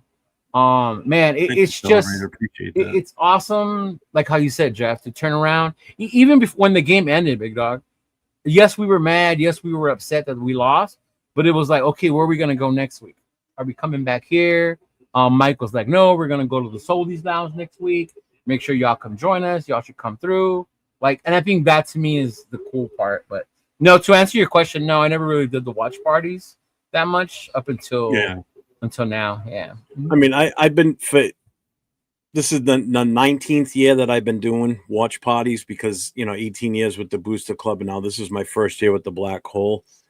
Thanks, Predator. I appreciate you, brother, with the super sticker for the $1.99. Thanks, brother. I appreciate you. He wants Cheeto to sing. He wants Cheeto to sing. Song. Which one? I paid Leo to sing. What song? Wasted Margaritaville. Margaritaville. Let's tune it up. Come on, Leo. we gotta do it. I only hear the beat in my head. It's like da, da, da, da, da. Hey, Jeff, can we play it live? You have it somewhere on your. No. It'll get pulled easily. It'll be copyright issues. Yeah, they're gonna hit us for copyright strikes. All right. Well, you got to go a cappella then, Cheeto. I'm telling you, I only know what it is. Wasted away in Margaritaville. That's the only part I know. Yeah. Searching for my shaker of salt. Which is the Pina Colada song? Which one? I don't know. That's about it. That's about a husband and wife cheating on each other, but they come to find out they're cheating together. Is that Jimmy Buffett they both too? answer the same ad. Is that Jimmy Buffett also? No. Jimmy Buffett just said. Oh. That was not Jimmy Buffett. Cheeto, you don't realize how gangster I was. Yeah. Yeah, it's I don't know why Jeff keeps making these accounts like that, bro. Yesterday we had who was on our show yesterday? Jesus Christ, there was a bunch of them last night. Oh my god, there was a bunch of them. Ashton Jensen. Barry Sanders came on. Barry Sanders was in there. Yeah. But yeah, I mean, I've been doing watch parties for 18 years, and this is my first year with the Black Hole. And it's the same thing no matter what organization you're with. It's great when you're around all these fans that are like-minded. It's a great opportunity to just enjoy the game with people that are Raider fans. Yeah. Win, lose, or whatever. I mean, they've been bad for how long, and we still turn out, for watch parties, pregame parties, tailgates, the whole 9 yards, Yeah. So, I mean, you're getting to experience it from a club or chapter level now, which is like a totally different beast from just going to a local joint with your family or whatever, So, we had another part too, because of where we go, places we go, people we meet. Like, I was able to get that Jeremy Chin jersey. I was able to get that Lincoln Kennedy football, and to see the excitement of the people who want it. Like, oh damn, I want to win this for my dad. He's such a huge Raider fan from back in the day, and then the opportunity that you got to connect in that way. But yeah. Changes in attitude, changes in attitude. Yeah, no idea. The name of the baby. Yep, I was at Margo Licor. I got that one. So Sunday was our chapter was our first get together for a watch party for this current season. Obviously, week 1 we were all together for the game, and then week 2 was the Monday night game. Everybody kind of stays home on primetime games. But we had a pretty decent turnout. I mean, you guys saw the pictures and videos and everything. We had a really good turnout. This weekend, we're doing a little something different. We're going to be at Buffalo Wild Wings again up in Chicopee, Mass, which is going to be this one here. So we will still be there this weekend. But we've also got a second location because our chapter is so spread out. We have people that live in places that are like 2+ hours away from the Chicopee location. So we're going to go back to Blake's, the same place we had the pregame party for week 1 against the Patriots. So we're going to be using Blake's. At the same time, we're also going to have a crew up in Chicopee at the Buffalo Wild Wings. So I've ordered a second flag that came in. I dropped that off with my VP. He'll have that flag up there. I'll have ours at this one. We're going to do 50-50 raffles at both locations. We've got door prizes set for both. So we've got raffle items, the whole 9 yards. So anybody that's listening or sees this that lives in the area and want to go to either one of them, whatever location's closer to you, feel free to stop in. Even if you're not a fan of the Raiders, come in, watch football with a bunch of Raider fans and have a good time. We welcome everybody. Family is welcome at both locations. No problems with any age of kids that come in with you. So I'm looking forward to this weekend. It's going to be nibbling good on sponge cake, watching the sun bake. All those two. He sent me the lyrics, bro. Let's go. Let's go. Ant did. And now the music is in my head. Like, oh, I get it now. Hey, no. Hey, give him the floor. Cheeto. Oh man, the floor is all yours. Sorry, Jeff. Hey, I'm glad you guys are doing 2 though. I was wondering, like, why is he doing 2? And then I remember because you guys it's small, but the distance between the spots. My chapter covers 6 states, and that's what a lot of people don't realize sometimes. We're not just covering one city in a certain state. Mm-hmm. You know, like in your case, you cover a territory inside of California. You know, you have that. Is that a town or a city where you're in? The Inland Empire? Inland Empire is a region. Yeah. Like it's the region in Southern California outside of LA. Yeah. Mm-hmm. It's like where all the and when you think of New England, people usually think New England is just Connecticut, Mass, and Rhode Island. But it's also New Hampshire, Vermont, and Maine.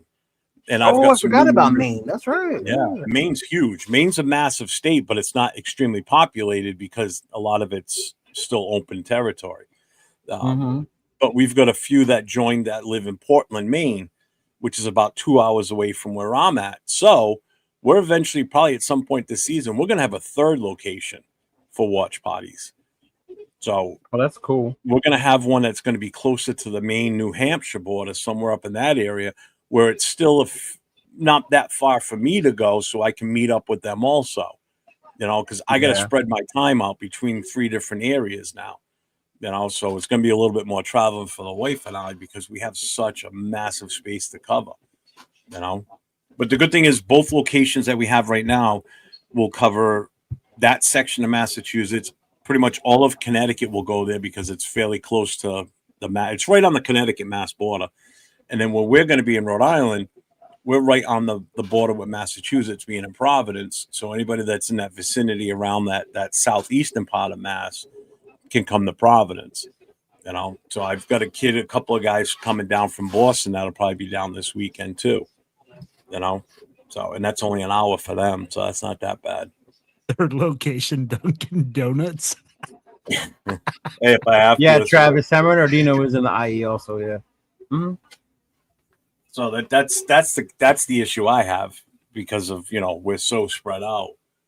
You know, the booster club's New England too, but they've always just stuck with the one location. I'm catering to everybody now. I saw the picture of their location. I was like, damn, can they put some paint on that wall? Like, what the fuck? Well, that's the Firefighters Hall, the one in Providence. They've been there for the last few years. It's a great place. Go in. Yeah. It's a nice little place. Yeah, I mean they've got a banquet hall in there. That's where we had our 20th anniversary for the Booster Club and the Christmas party and everything. So there's plenty of space there. So and they didn't charge us to rent the hall. So that's the other nice thing. But so let me ask you this, Jeff. Like now that you've become a black hole president and starting to see all the and everything that you're doing and the way that you have to handle things in your region, what's your view now? Like, has your view changed from when it first started as the way you're going to slice this pie? Or is your view now like I don't know if I understand the question. because first, like, you know what, you came in and you're like, hey, I'm the president of TBH New England, right? Yeah. And you probably only thought you're only going to have one location. You probably were like, or you always thought you were going to have I always knew I locations. was going to do 2 locations. I had to because I didn't want to take away from where the chapter started. They started in Chicopee, Mass. So I didn't want to move from that location because so many of them that are already in the chapter were from that area. So I didn't want to move from there, which is why I made sure my VP and one of my executive board members came from that area. So I've got representation on the board from there. So I've got 2 board members that live up in that area. They were the ones that found the button that set it up with Buffalo Wild Wings. I let them run with it, set it all up. The wife and I just showed up and went up there. And now I've got Dawn, who's our secretary treasurer, and then another board member that lives down here in Rhode Island. But I always envisioned that we were going to have 2 locations. We had to, because we're so spread out. I can't be traveling 2 hours every Sunday to go and hang with them up there. So I'll go up there for the 1 o'clock games, but the 4 and 4:30 games, I'm staying here in Rhode Island, because it's only 20 minutes from my house, 30 minutes. I can't do a 2-hour drive after the game ends at 7 o'clock. We won't get home till after 9, and Dawn's usually in bed already by that time, and it's too much. Especially with the winter coming now too, that's even worse. All we need is one good snowstorm while we're up there, and now we're taking 3 hours to get home because we got to go even slower. You guys don't have to deal with that out in California. No, we don't deal with snow. Will does. I deal with everything now, man. Traffic from California, freaking snow because of the weather out here. But I had always visioned two locations. Oh, you see, I didn't know that. For me, I was like, when I first came into my presidency, I never would have thought, because I cover a large region of Western Colorado. That I'd be like, so I cover, like, I can literally drive from the north part of the state to the south part of the state in 8 hours. And I cover that in widthwise of 4 hours. So it's a large region, which I was like, maybe something like that would work out for us, where we can have multiple areas 4 hours away from each other. It's probably not a bad idea if you've got enough in one area that can do that. You thought about doing 2 locations in SAC. Mm-hmm. Yeah, I mean, if it works, it works. That's great, because now you instead of having to force people to drive 2 hours to get to a location, and you can find a location in part of your, especially if you've got an executive board member that lives in that area, they can run things for you there. Like in my case, I gave the VP my flag, the second flag. They've got a roll of raffle tickets. They've got the door prize stuff, so they've got that, so they can run their own thing up there, and then just Venmo any of the money over to Dawn into the account, and we're good to go. Whereas we've got everything else for down here. So we can do all that at 2 different locations now. My vision, in all honesty, what I want to do with this chapter is I want to have a location in each state. That's my goal. Maybe not in Connecticut because of where the current location is. It's so close to Connecticut. But I want to, if we can get members in each state, I would like to have a location in each state run independently for their watch parties at that location. Vermont, New Hampshire, they kind of border. It depends on where everybody lives within the state. Just to give you an idea on how long or how big this area is, if you were to go from the Connecticut border in New York and drive all the way up 95 to the northernmost tip of Maine, it's 6 hours from my house to the northern part of Maine. It's 3 hours from here to New York City. So you're talking 10 plus hours, like 12. You're talking almost 12 hours, basically, actually, to get from the northernest most part of the New England to the southernmost, which is the New York border with Connecticut. So that's a huge space. That's a massive area to cover. And 2 locations may not even be enough. 3 might not even be enough. That's why I'm figuring if we can get a 3rd and a 4th and possibly a 5th, then that's what we got to do. I gotta cater to the fans and the members of the chapter. That's how I look at it. And I gotta spread my time evenly to go and be with each one at some point. You know, I can't just keep going to Providence and piss off the others. You know, I got to spread it around. No, absolutely.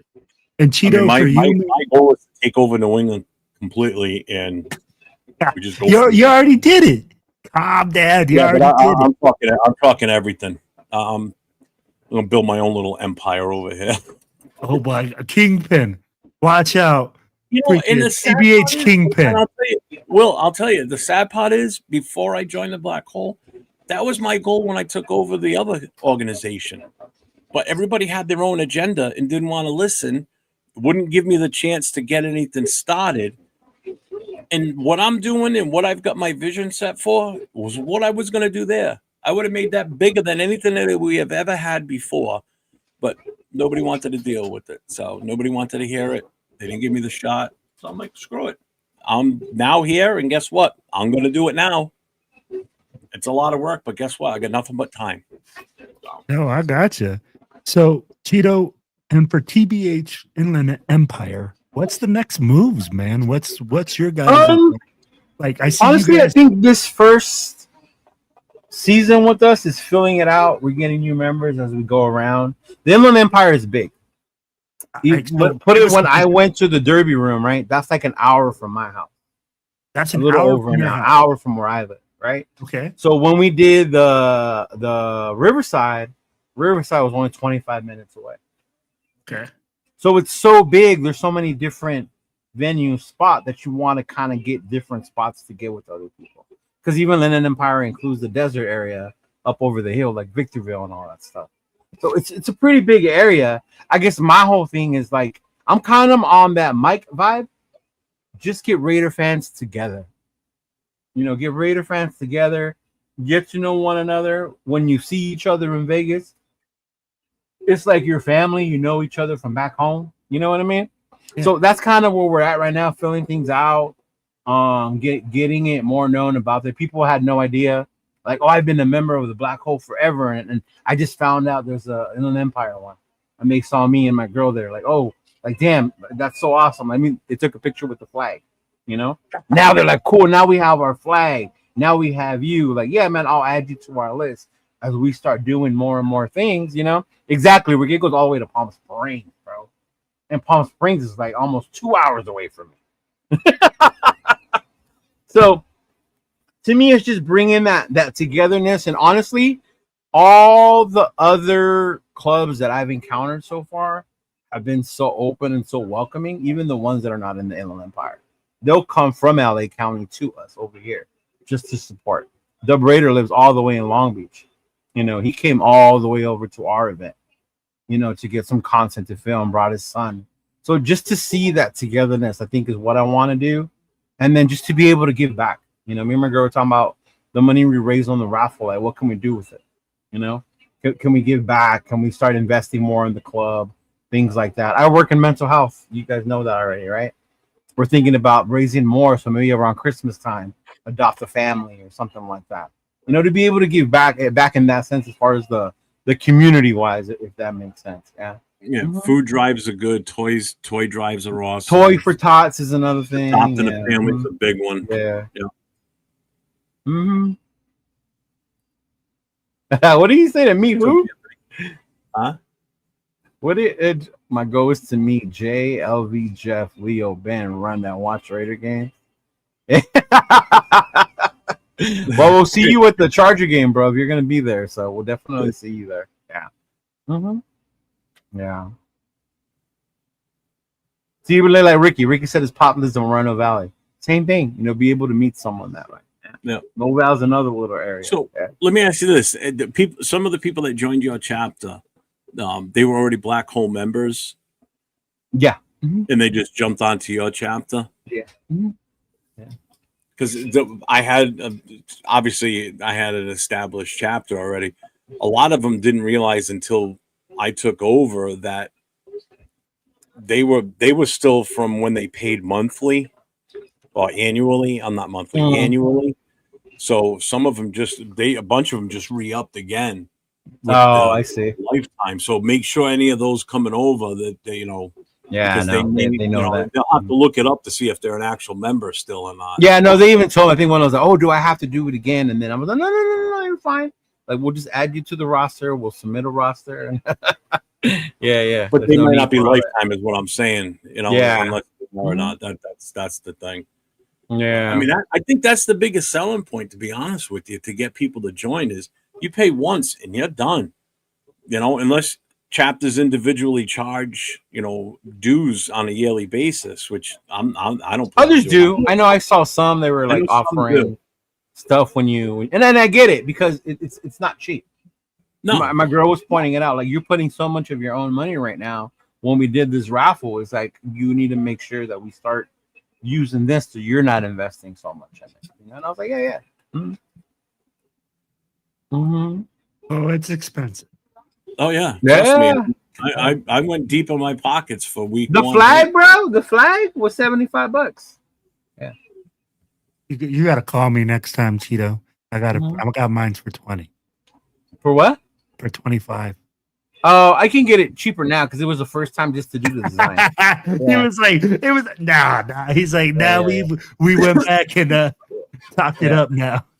It's like it's $25 an hour. Travis, he's putting together the next LA takeover party. Honestly, I think he might. He did it last year, so I don't know how that's gonna work this year as far as my end, how that's gonna work. I already know because I work with Lorenzo and Raider Crusaders. I'm already gonna be a vendor there. So I'm like slated in there anyway, regardless. Yeah. But I'm pretty sure he does collab with the Black Hole. He collabs with Black Sunday. So I'm pretty sure that is going to be a thing also as well, Travis. Yeah. I know the Black Hole, Mark wants us here in Cali to be able to do some kind of tailgate thing. That might be a little different when it comes to that part. Because I know Mark mentioned Rams game up for the Chargers for the Charger game. Yeah. Yeah. Can I just make a suggestion to you for like doing little fundraisers? And it's so easy to do. I don't know if you do them or not already, but 50-50 is huge. Yeah, but we didn't do that because it was Mike's party also. So we didn't want to intervene when you do your own, or you could work in collaboration with them and just split the pot with them. Hey, we were thinking about that, but it was trust me, we did well because of what we raffled. It was the autographed ball and the autographed jersey. So people were just like, oh yeah. I mean, based on the amount of people that you saw in the video and pictures of who was at, we had 25 people there on Sunday. We still pulled in 300. Yeah. It was a profit from what we did. The 50-50, it's $5 a head. You can buy as many tickets as you want. If you want to buy $20 worth of tickets, go for it. That's like for the week one when we did the 50-50, the winner walked off with $375 that night at Blake's Tavern. I think a lot of people are coming down to LA. For the Chargers. Speaking of which, I need to hit the fucking lottery so I can travel around and go to. I sent you guys the picture, and this is so funny. I don't think if you guys were aware of it, but the reason I sent you guys the picture of it is because I've been a long time Raider fan, and I stationed in San Diego. So I was stationed in San Diego, so I spent a lot of time in San Diego. And back in the day, what the San Diego Chargers would do to get Raider fans from buying over the ticket, they forced this thing on you that if you bought tickets to the Raider game, you had to buy the same amount of tickets to 2 other games. Because the Chargers have always had a hard time filling up their stadium. Even when they were good, y'all, the Chargers have always had a hard time filling up their stadium. So when I saw this today, I saw that. I thought it was one that Will sent, and I was going to load that in and dying. They're not forcing people yet, but notice what team is in there that they're offering the 3-game. Yeah. Wow. So I was wondering what that was. I'm like, oh, yeah. I thought it was a joke thing or something when you put it in there. No, man. And I am not surprised. They're not forcing people this time, but I figured sooner or later they were going to get tired of people only buying the Raider game, that they were going to start bundling it up with other teams, and that's what they did, right? There's not that many Washington fans here in SoCal, not that many Colts fans here in SoCal. So the fact that it's those two games linked with the Raider game. Wow. Oh man, but I thought that was so hilarious. That's fucking lame, dude. That's Yeah. as lame as you can get. Wow. Could you imagine us pulling that shit? And that's the thing, and I know people clown about our stadium and all that, but it's because Vegas is such a tourist destination, right? Yeah. Right. But yeah, that was funny, dude. Oh my god. Yeah, they did that one year. We were in line back in the day, man. I used to wait in line to buy your tickets. We were in line to buy our Raider Charger tickets, and then they came up and they put this notice that if you bought tickets for the Raider game, you had to buy the same amount for 2 other games. Yeah. Then you just turn around and sell those tickets then. Good Yeah, luck. it's usually what ends up happening. Yeah. Bro, nobody. No, you don't have to buy it, Bueno, not the 3-pack. They're just offering it as a promotion for SoFi. Yeah. Ain't nobody want to go to SoFi. Not for 3 fucking games. Right? Oh. Yeah. So you that have actually gone to SoFi, right, Cheeto? Like, you've been to that stadium. Yeah. Everybody was talking about like this is multi-million-dollar stadium that's state of the art, et cetera, et cetera. Give us the real deal on SoFi. I'd be like, I heard that it's a fucking hot box. I heard that you're gonna go in there and you're gonna come out with a freaking sweaty culo. I'd be like, because I've been numerous times, I've had different experiences. The first time I ever went was for a preseason game. So I expected it to be hot, but I was all the way on top. It was Rams Charger. So it was just more for the LA thing. The next time I went was to see Grupo Firme. So we was having fun with the family. We were all dressed up, all cowboyed out. Went to go see Grupo Firme, and it was had fun. the little pechuga with his gold chains and everything. Man, you know it. And then the next time I went was a hot box game. That opener against the Chargers, and that was horrible. Horrible, man. You could not breathe. It was just bad, man. And then the next time I went was against the Rams that same year in October. And then it was nice because it wasn't as hot. It was nice Southern California weather outside, so it was good. So I guess my point is it's a nice stadium. It is. But when it's hot, you do not want to be in there. It is really that bad if it's super hot outside. Yeah. Because there's no AC. The way they designed it, there's no AC and it goes underground or some bullshit like that, bro. I wouldn't be surprised if they end up doing some construction within the next couple of years to that stadium and completely enclose it. I wouldn't be surprised. So they can put AC in there because that's not healthy. No, but then at the same time, when it's not, like once it cools down over here, like past October, November, then it's cool to go there for a game because it's not hot, it's not super cold, it's like great football weather, right? Mm-hmm. Yeah, but for the times where it is super hot in there, that's September. Not a good health. That's not a good health issue. You get elderly people in there if it gets that hot, and people stop passing out. People have heat. Yeah, it was 110 outside, so you can imagine inside. Yeah, with no airflow at all. You're just hoping that the wind blows today. If the wind doesn't blow, then we're fucked. That's now for concerts. I've been at night, but then again, that was just fun. It was in December, I think, was the concert. Yeah, so it was super chill. It was even cold outside, I think. Yeah. Yeah. But I like not SoFi, Allegiant more because it's air conditioned and because it's in Vegas. And could you imagine that being open? Yeah. Bro, could you imagine Allegiant Stadium without air conditioning? Oh my God! I would think I would go. I wouldn't go till November. Yeah. Oh my God! I mean, you'd have people dropping like flies in there. Yeah. Because especially the people that would be sitting in the seats where the sun's beating on them the whole time too. Yeah. That's like sitting underneath the freaking heat lamp. I think that's what's so cool about Allegiant because it's a dome. it's a dome. It's like you enter a whole nother world. Well, Like you're in they still Vegas, it's all hot outside, and then you just enter Allegiant. It's like you're in a whole little new world now. With where Al Davis's torch is, those walls open up too, right? They can. The They do window retract. opens up. The It can window open. opens. Yeah. Mhm. But there's no. But they don't do that for games. Yeah. No, but does something on the other end open up too, so you can get across?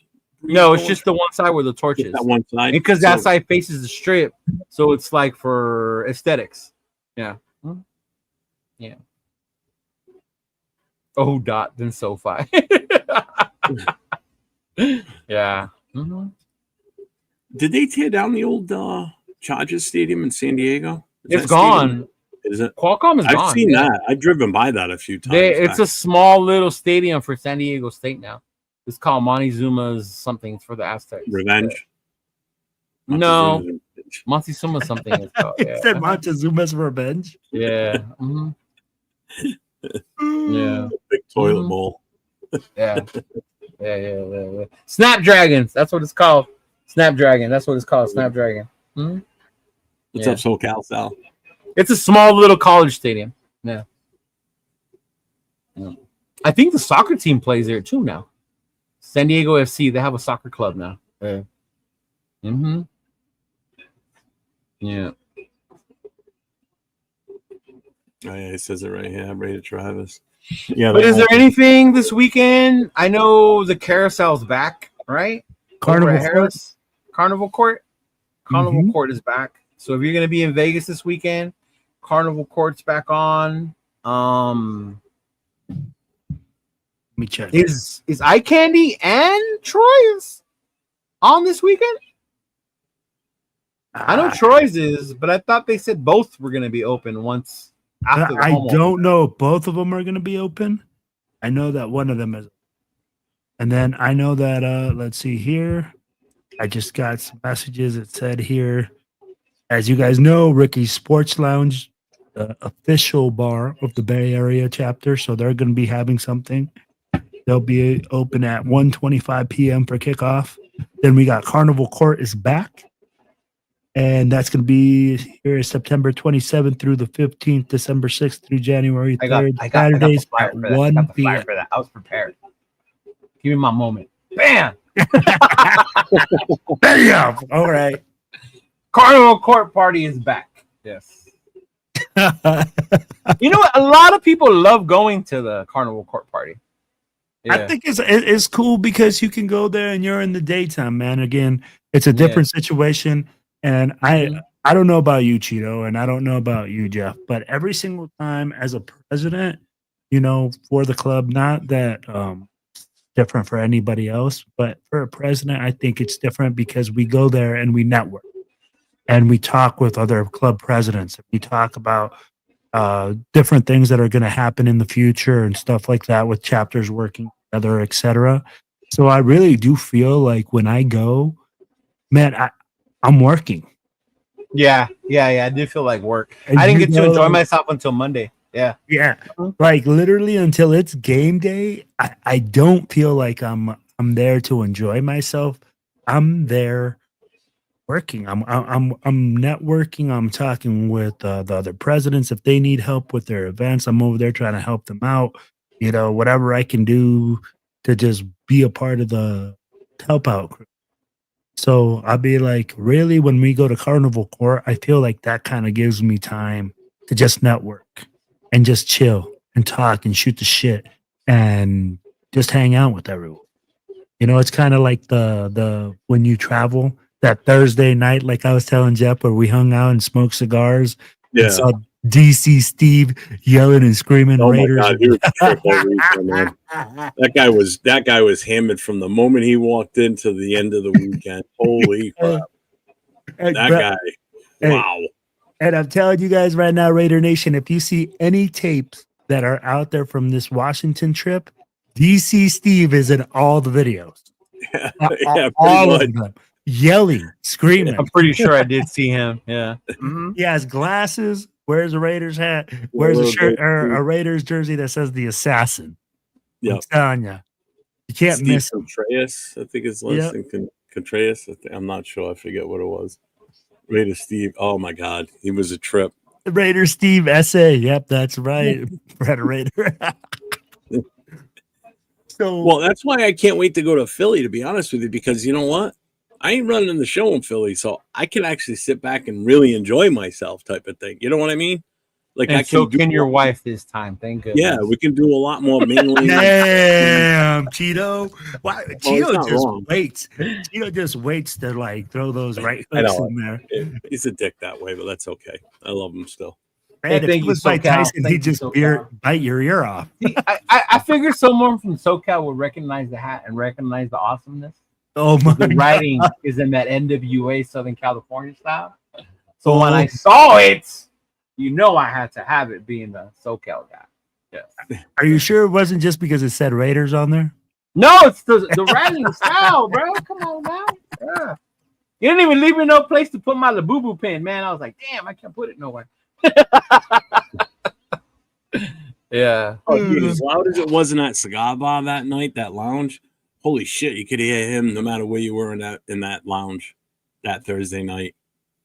Steve. Hey, Oh Cheeto, my and this God. place was dark as fuck, bro. Oh yeah. Like if you're in Boston and you say a dark back alley, that place, bro, constituted a dark black alley, bro. Yeah. Like I couldn't see in front of my face. We're sitting Yeah. there trying to smoke cigars and I can't see shit in front of my face. Oh man, It I was bet so- when you came it out of was that so- shit, your whole fucking You know smell what? It was hard. funny because I didn't smell it as bad as I thought I would after that. Like this I haven't washed this and I had this on the whole time and it doesn't smell like cigar smoke. Yo, I went back Not to at my all. room, Cheeto, and put that shit in the bathroom. I had to put my clothes in the because, bro, it just stunk. Really? It stunk so. It was so dark in Bad. there that Jay Jackson had one of those lights, those portable lights. It's that little square thing, and he had it on like a real low setting while he was sitting at the table talking with his brother and somebody else. And one of the bouncers had to come over and tell me he needed to shut it off because it was too bright in there. It lit up the Really? whole fucking room. That's how dark it was in there. And then when he shut it off, it's like, ooh, where'd everybody go again? It's like you couldn't see it. Yo, they wanted us out of that bar so bad, Cheeto, that they didn't even turn on the lights or turn on the smoke thing to get the smoke out. They, Oh bro, my God. they didn't turn it on Oh, till it's the just end like, oh, because they were so like, let's get these fuckers out of here. But it was still Raiders. oh yeah. People screaming that the whole time we were in there. Oh man. And Anthony, every time we turn around, he's hugging and it's just, he was a trip, man, for the weekend too. Anthony, I had so much fun hanging with him. Anthony's finally home. Oh, Yeah. bro. 3 weeks. Been away for 3 weeks. So, My God, so how was your encounter with the Predator there, Cheeto? How was your first time? It was chill. It's always been chill. Yeah. Yeah. I remember when I met him in Arizona. So I met him in Arizona. Oh, that's And when I right. saw him again in Vegas, yeah, he's super chill. Love the dude's energy. So much fun. Such a cool guy. Yeah. Mhm. Oh, him and the wife were awesome. Out there in the VVIP area with the rest of the black hole, whatever. Yeah. In the Mhm. what? The VVIP area with the The rest of the black hole. BB. Yeah, the very, very, very important people. Man, I tried to get through the door. The dude kept stopping me. I was like, hey, man, I'm a vendor. Where you at? I'm right there. Like, damn. Yeah, like, Jesus. Well, if you had one of these, you could have just held it up and you'd be like, oh, yeah, you can go in. Maybe, Jeff. Maybe. Yeah. You know what? I'm gonna tell you something though. I was amazed that that item was one of the most bought items for when Yeah? the PH store. I opened. figured it would have been from the get-go. Yeah, I didn't think it was gonna go like that, but I mean, should have like, taken up Israel's offer when he What, said, oh, this you want one? me to get you one? This style, this one here, you mean? Mhm. oh my- Did you wear it on Sunday? Me? Jeff, Yeah. Jeff wears it to sleep, Yeah. bro. Jeff wears it in the shower. Jeff wears it to take it. Jeff doesn't take that thing off. I did, but right. But no, I wore it Sunday. I had the vest on the whole 9 yards. I didn't have the hat on though. I didn't bring the hat with me. The one thing I will say about the whole TBH thing, and we all wear black hole stuff like that. But when you meet people in your area, there's some pride in wearing your area. The first thing they all ask me, like, Cheeto, we know you make merch. When's the IE stuff coming? Well, and that's what's up. I mean, Yeah. like, you rep your area, but you're part of a whole, right? Like, Mhm. no matter what, like, I know that Jeff is he's from Boston. That's his, or like Providence, Rhode Island, whatever, shit, New England. Look at that. That's his area, like that's Yeah. his spot. And it's cool to see that, man. And, hey, I'm from here. This is where I'm from, but we still rep the same thing. Like, look, Mhm. like I got the Western Colorado thing right Yeah. behind me, right? But I mean, like, at the end of the day, the skull and everything in the middle is what really matters. That's what unites us, and it goes like, Yeah. hey, that's cool, but that's my boy, and he's from, like, I go like, oh, that's my boy from Cheeto, he's from the Inland Empire, and they go like, oh, okay, where the fuck is that? I don't know, but I know that he's from the Inland. And then you tell people, yeah. I'm like, it's in between San Bernardino and It's the Barstow. thing though, because I think you have to be from here or lived around here to understand that Inland Empire and LA and Orange County. Yep. Yeah. I mean, like, and they go like, well, I live in Temecula. I'm like, oh fuck me. I'll give you a little sneak peek right now, Will. Yeah. That's what I'm planning. You took the top part off. Thank goodness. Yes, Oh, I didn't what? like it. There was a top part. Yeah. Yeah, it said official chapter. I didn't like it, but I like this. I like it. That's the back. Nice. What's in the front? It's The in front will be our chapter patch on the left. okay. front. Nice. So it gets both. It gets the @TBH because that's what our Facebook is. That's what our Instagram is, and then you can go to blackhole.com. So I'm putting that on there too. Can't get mad at me for doing that. It's free advertising for the Black Hole. Guys, and if you guys are looking for this shirts, make sure you contact Jeff on his page. I haven't done them yet. I'm just still in the prelim, and this is you're gonna like Motivator this. says he needs one. And this is the next one I'm doing after this one. Boom. Damn, look at this guy. He even got most notorious going down.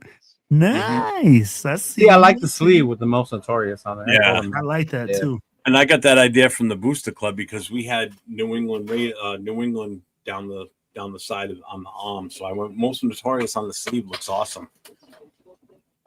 Yeah, I'm in the design phase. And Daryl, you're correct to be careful with the logo, but we're not using the logo. We're not using totally the actual Black Hole logo. That's We can a do what totally we want. different one. Yeah, we can go with the chapter one. We can do what we want with the chapter logo. I already knew that I wasn't going to put the actual Black Hole logo on there. That's why I put the website on there, though. Did Chat GBT make that design? Yeah. What did he say? He said, did Chat GBT make that design? It did. Yeah, I know. I don't. In Rate of Peace says you need to incorporate swords. I don't want to because it just makes it too busy. I just want it. It makes a statement because it lets you know that hey, we're New England. We cover the 6 states. These are the states that are under our control in the chapter. I just wanted to do it this way. Going forward, I can change it up in the future, but these are just going to be the basic shirts for now. Not going to go anything too crazy at first, because we've never had chapter shirts. So, we cleared enough money from, week 1 that we're self-sufficient now. We're solvent and we can do this, So, you know what? This is where I'm going to actually ask Cheeto some questions. He's the merch guy, right? Cheeto understands the merch. No, Tall Ken, the logo is going to be on the front chest on the left side. The actual Black Hole, the chapter one is going to be on the front. All right, Cheeto. So, what is it? Now that we got done talking about Jeff's shirt, yo, when you're looking and you're going out and you're making all these shirts, putting out all this product, you're going out to all these things and investing, you invest your own money into all going out and putting all this merch and putting out all these things. When you look at a product, How is it that you look at a product and you assess whether it's going to be a successful one or a non-success? Especially like for presidents that are just starting their clubs or people that are just, looking to get into that type of world. What do you recommend? I'd be like, what do you recommend they do, or things that you've done that you've seen success with? I think the one thing is don't overthink it. Know your club and your environment. I've done Old English stuff, right? And I've showed my friends from the Midwest. They're not from SoCal. They're not from LA. It's an LA thing, right? When I go San Francisco Bay Area, I never take anything that says Las Vegas. Never. And if I have something that says Las Vegas, they want me to take it off. So I think it's just know your area, know that fan base and their style, and then what's hot. Who's the hot commodity right now? When I first started, I thought I came up with some cool ass fucking designs. Didn't sell, right? When we rehired AP, boom, I made the AP shirt. That was like boom, boom, boom, boom. Everybody and their mama wanted that shirt. I ended up making it in hoodies. Simple design. All it was him, and it said Raiders on top. The F the Chiefs one, Super Bowl. So it's kind of like pick your moments about when things are hot. Like the Genty one. The Genty one was really popular this week in that home opening weekend because he's our rookie, he's our top draft choice. So a lot of people are gonna want the Genty. Mad Max is always a favorite. So I think when it comes to that, or even your own club merch that you're gonna make, I think it's like know the people in your area and what the style and the vibe is when it comes to that. Yeah, that's what I would do. Yeah. And don't do too much. I don't make, like you said, like, oh, why didn't you add short? Like Jeff said, that might be a little too loud, too much for our crowd. All that. We just want something simple. Yeah. Mm-hmm. Yeah. Yeah. Bueno, just to answer your question, I don't know. I haven't seen him in a while either. I was thinking the same thing with Marcus Banks. Ricky said that's fair. I always hated wearing Oakland merch. See? Well, and Leo set me straight on one of my original designs that I had. I sent it to him and had him look at it. And he says, I'll tell you right now, nobody from Oakland's going to buy it. So I scratched that immediately. Yeah. And I had people in my chat to say, no, people will still buy it. I said, no, I got a guy from LA that's already told me. And that's fine. Oakland will not. When New England will. But outside of that, yeah. But I want to be able to open it up to everybody. After the chapter, people have a shot to buy it first, then I'll release it to, put it out there, Yeah. Or even when I released the Mexico logo one, same thing.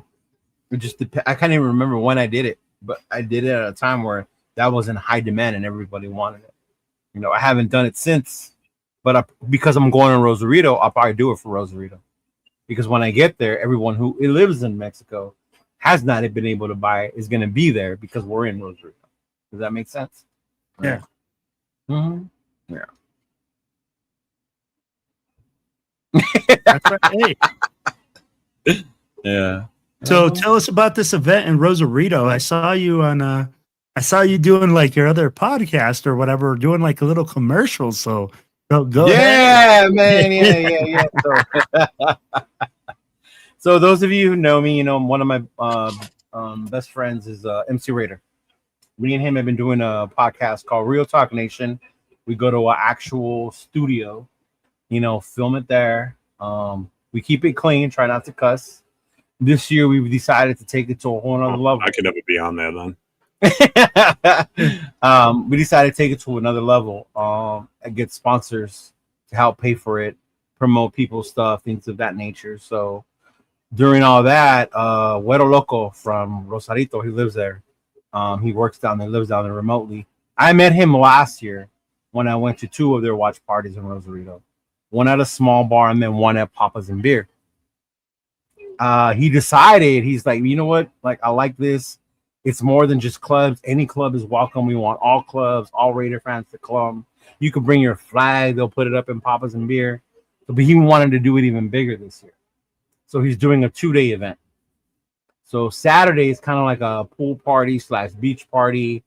We're going to have the live podcast there. Lincoln Kennedy's going to be there.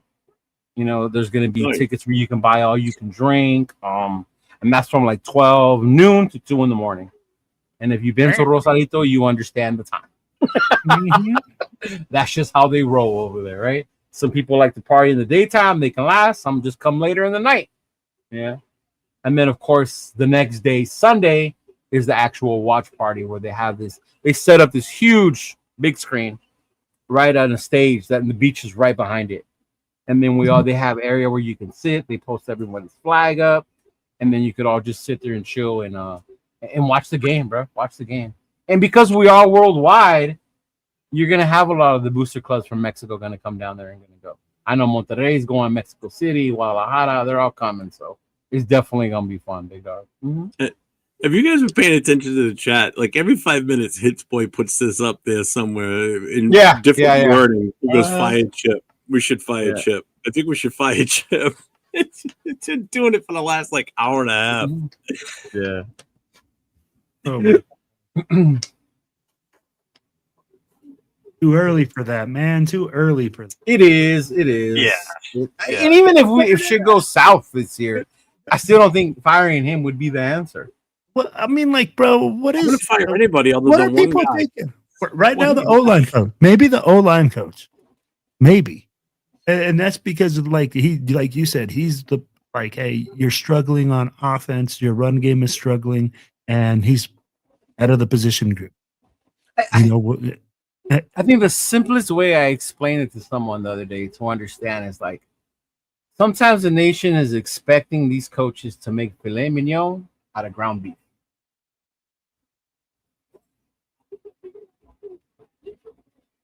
Correct. No, You're not wrong. But I mean, like, let's be real here, Cheeto. Also, like, a lot of people here as fans are fed up. That's the other part. When you've been a fan this long, you get fed up. You get tired of it. They're fed up, so they're tired of it, and they're looking at it and they're saying, "Oh, this is the same thing all over again." Yeah. Right. And we can't get it together again, and we can't run the football, we can't move the offense. After the first week, of course, they got super excited. They saw some success, so they started thinking, man, we got catfished. Yeah, so we got catfished. Yeah, I mean, like, and now we got a torta, and we got to become torta pounders. So I mean, like, after party at Adelitas, we're gonna go eat Chinese food in Hong Kong. Hey, just a public service announcement to everybody that's still in the chat and watching the show. Make sure you hit up all 3 channels on your way in and on your way out. Hit that sub, hit the like, hit the notifications. I'm 401 Raider Jeff. Next to me is Chidolinus. On the other side of him as well, from Silver and Black Podcast. Make sure you hit everybody up. We're here every Tuesday night, starting at 10 p.m. Eastern Time, 7 o'clock Pacific, doing the Most Notorious podcast. And it's usually about 90% talking about the black hole and events coming up. And yeah, we do talk about the game. And we do try and keep James under wraps so he doesn't start snapping and screaming and yelling and throwing things. But he was good tonight. See, did. And then you bring up the fact that Raider fans are tired of it, and as much as the coaching shuffle carousel has gone on, the one thing that has remained consistent with this organization is bad drafting. Thanks, Dixon. And then this is why we're stuck with some of the talent that we think we have, and they're really not when they face teams that are talented. Do you think Tom Telesco's draft was bad? I mean, he had what? Well, when you think about it, only Brock, because now we're not even using Jackson Powers Johnson. Right? Who else came in that Tom Telesco draft? DJ Glaze. And look at how DJ Glaze is doing right now. But how was DJ Glaze doing last year? How was JPJ last year? Yeah. So what's the and then now you look at this year's draft. Mind you, it's too early still to call them all bust, but no, I mean, like, you really got to wait like 2 or 3 years. But I mean, like, and I would even wait 2 or 3 years with Glaze and Jackson. Yeah. But now you go to Josh McDaniels' drafts.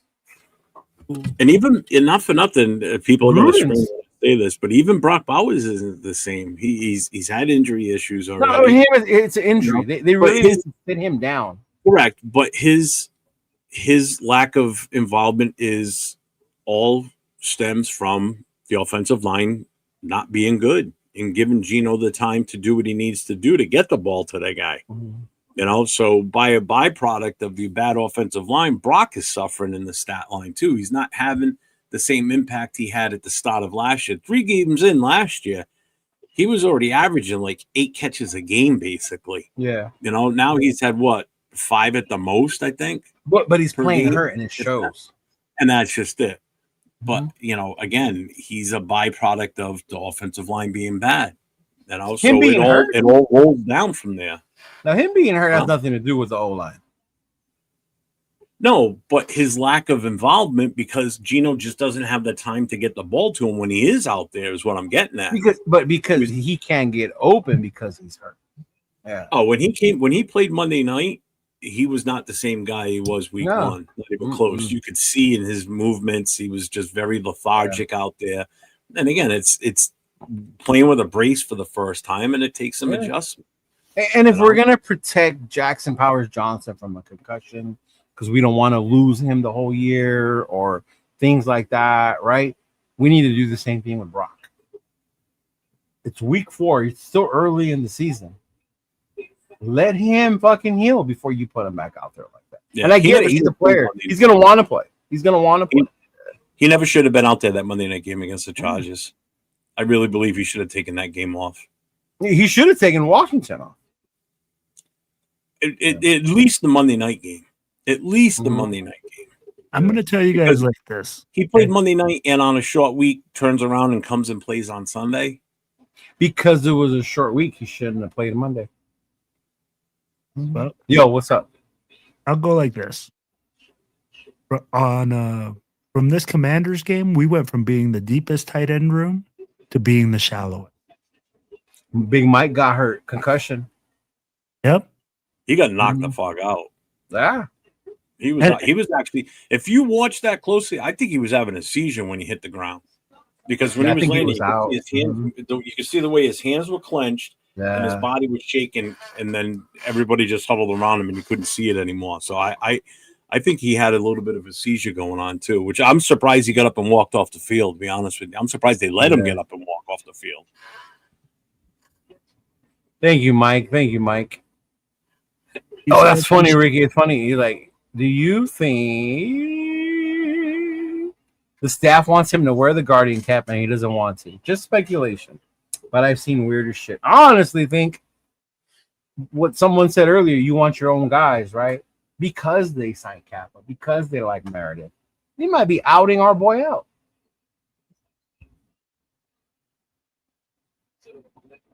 I mean, and you're right that could be happening. I mean, like I said earlier, there's something behind the scenes we don't know about. But at the same time, I'm going to ask this, right? If there's no success right now, with the way that you're seeing the interior offensive line play, I don't know what your move is as a coach, or if you don't like this guy. I don't give a shit right now. Right. Because you're not getting the fucking results. Okay. No. I'm like, and if you were getting the results, do whatever the fuck you want. If you're winning games and you're kicking ass and you can move guys around, then do whatever you want, coach. But I'm going to tell you right now, I'm like, if we keep consistently getting our asses whipped up front, man, the next head that's going to roll ain't going to be a player's head. It's going to be a coach's head. Straight up.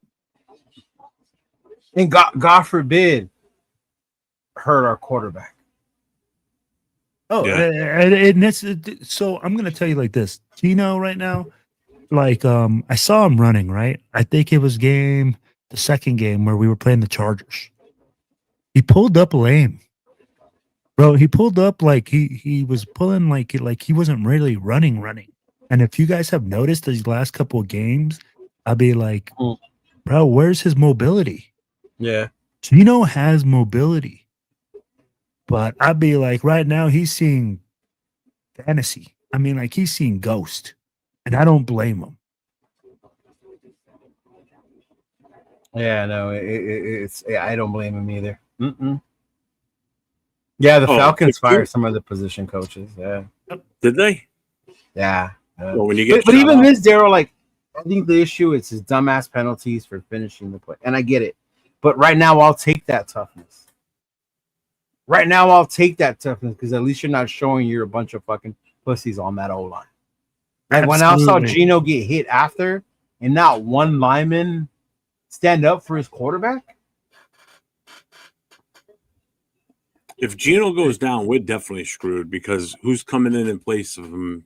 I've got Kenny no Pickett. hope. Hey, and I'm gonna say something right there, Cheeto. You hit it on could the head. surprise us. Who knows? But as of right now, Yeah. I would have zero hope for the rest of the season. Cheeto, you hit it on the head. We need offensive linemen that want to finish plays. We want those guys. Big Easy, I love you, baby. But man, I don't give a shit if we get 2 or 3 a game for this, and we're kicking ass and moving guys downfield. I don't care. At this point, we're not moving anyone. We're getting manhandled up front. We're getting whooped. We need guys that want to finish. Yep. I think Gino even took a lot of shots in that Patriots game because he was hobbling after that one. Dude, Yeah. He's been taking a lot of shots at every game, and in that Chargers game, there were some shots that he took that if it was our quarterback or if it was our defense doing it to the other team, we would have been flagged. Yeah. And I'm telling you right now that there were some calls that I was amazed that they weren't made. And those are game-changing situations for us. Yeah. Well, I mean, all it takes is even if he gets a simple thing, like not a simple thing, but even if he gets like a concussion, he's going to be out for a few weeks, and that means here comes Kenny Pickett, and there goes any shot of us winning anything. I'll tell you that right now. I'm not saying Kenny Pickett's a god-awful, horrible quarterback, but I got no faith in him coming in. You know, I would actually have more faith in AOC 12 coming in than I would Kenny Pickett, because at least AOC 12's been there since the start of training camp. Pickett's only been here for a few weeks. How much has he picked up already on with the you offense? imagine how much punishment Gino's taking, and he's more aware in the pocket. AOC would have been back in that air cast by now. Maybe. Who knows? No, we know. We know. Jeff, we love you, bro. I don't think there's any we quarterback that can come in with We this know. team right now and do very well. No, there isn't one. You're absolutely correct. Even as athletic as Lamar Jackson is, look at him last night. He couldn't get out of shit last night. He looked horrible last night. He was getting slammed last night. Yeah, but they still hung in there, and if it wasn't for Henry fumbling the ball 3 times, you know, that killed him. But again, even still, Lamar Jackson was not able to elude anybody at the end towards the end of the game. He couldn't. They were just crushing that line. They were just storming right in on him. He didn't have a shot. You know. He takes that 20-yard sack at the end of the game. I'm telling you guys right now, we can bring TB12 straight out of retirement right now. And he ain't doing shit. I'd be I know that he's going out there with the Flag Football League right now, and he's going to get out there and look all good and slide. And even him, when you think about him, people goes, "Oh, you don't need weapons. Look at what TB12 did. TB12 is a whole nother animal, bro. Not everyone is fucking TB12. As much as I hate him as a Raider fan, you have to respect the talent that motherfucker had as a quarterback. Yeah, but you also got to respect the talent that he had at O-line. Yeah, he had a good O-line. He had a great offensive line, and he had a safety valve that he used all the time, and that was Gronkowski. Yeah. You know, and then you had Amendola in there. Yeah, but like Amendola, all those was, it wouldn't have been nothing anywhere else. No, absolutely. You're for correct. the longest time, he had Troy Brown, who was an outstanding wide receiver. And Troy Brown played both ways. Yeah. Troy Brown was an excellent wide receiver. Yeah. I mean, people forget how good he really was. You know, it's just that Gronk got all the attention, and so did Hernandez for as long as he was there. I mean, that was an incredible tandem right there, those two. I mean, if Hernandez didn't do what he did, they would have been the best tandem tight end in the league that we'd ever seen, because they were both just as talented. And I actually think Hernandez was more talented than Gronk. You know? I mean, they just had a great mix. They really did. They do. Belichick. Yeah. Yeah. But that just, and you know what? That Belichick thing just goes to show, man, coaching ain't easy. You think just No. because you coached in the pros or you did it at one spot and you were successful there, it doesn't mean you're going to have success at another place. Oh, then in college, in this day and age, you got to have the right transfers, the right people. Like, yeah, you got to play the NIL game. I was gonna say, and then you got the NIL issue. Yep. Yeah. That's a totally different beast that he never had to deal with before.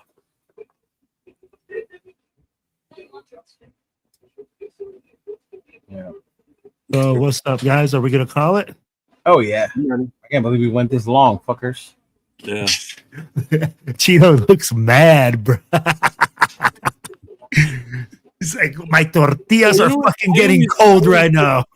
I always visioned this show would be like an hour and a half at the most. You know, it's just sometimes you just get on a good subject and it just rolls. I mean, even now we still got 33 people in the chat. You know? When did you get X? I've had it for a while, but I just never streamed to it until recently. Yeah, I started streaming on there. You guys need to get more followers on X. Yeah. Well, we're working on it, Cheeto. That's why we're streaming on there That's why now. I'm doing it. The first night I did it, I had like 500 views on it. It was insane. I was like, holy shit. We had 200 and something people in the chat at one time. It was mostly from X. I had like 30. Hollywood over here. Well, I haven't had that many since then. It's been less. Well, it's kind of it's. Are the you kidding me? feed. This I'm is not the doing it. most When I famous do it in president vertical, on I the get a East shit Coast. ton. When I do it in horizontal like this, I don't get as many.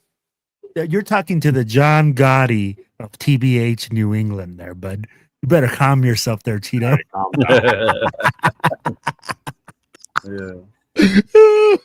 Fuck you. But I will. I don't think it's as over yet.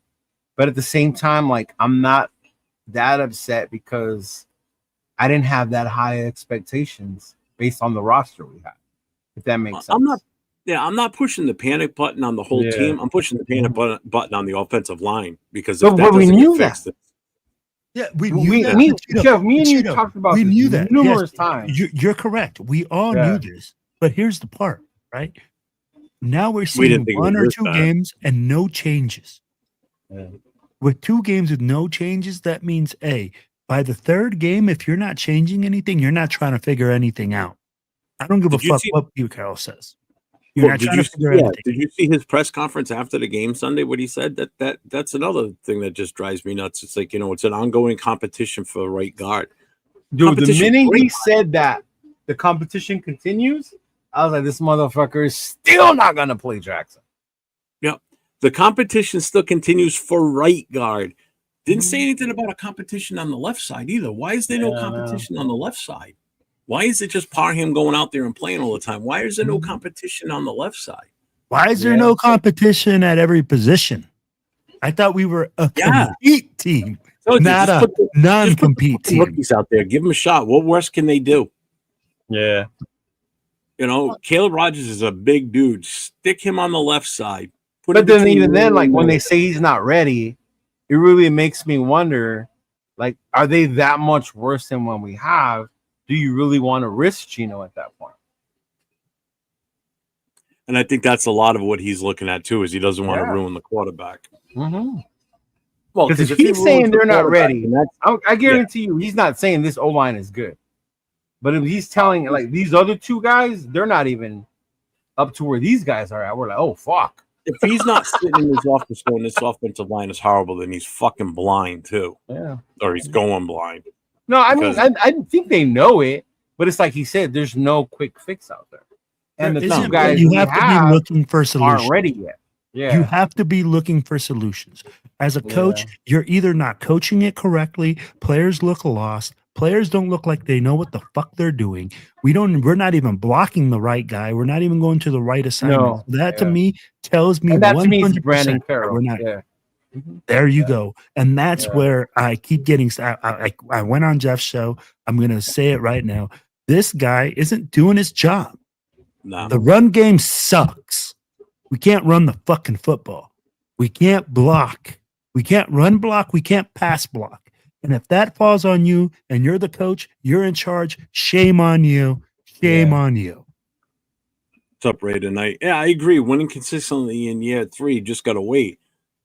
But when you already knew going into this that our offensive line wasn't good and we didn't do enough to address it, the only thing we brought in to address it was 2 rookies in the 4th round and Kappa. No, Third. no. They were third Third, round. sorry, we third said, round, hey, third we round. will be That's winning the other thing. Third consistently round in picks, 3 they're years. not playing. Your second round pick's not even playing consistently. Your third round pick, your wide receiver, or your 4th round, third round, right? Yeah, our pass pro sucks. Our run deep blocking sucks. Everything, and this is why I didn't want to take Genty. And it's not that I was questioning Genty's Bro, talent. we It had have nothing to do Colton with Miller pulling to make a block on the inside interior defensive lineman. Why the fuck is Colton Miller the one pulling, trying to block the inside defensive lineman? So, and I'm going to ask you guys this, right? So he said, There's we're no going answer. to be winning There's no answer for that. consistently in 3 years.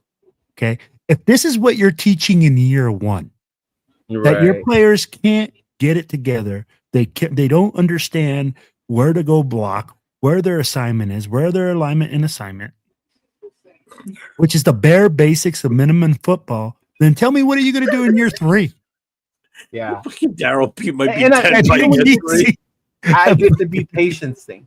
But when you see them get worse week to week, you have to stir shit up, right? You should be getting better, not getting worse week to week. Yep. You have to continuously keep improving. And this is where we don't see nothing. What's up? He's out there chasing butterflies with Tyree.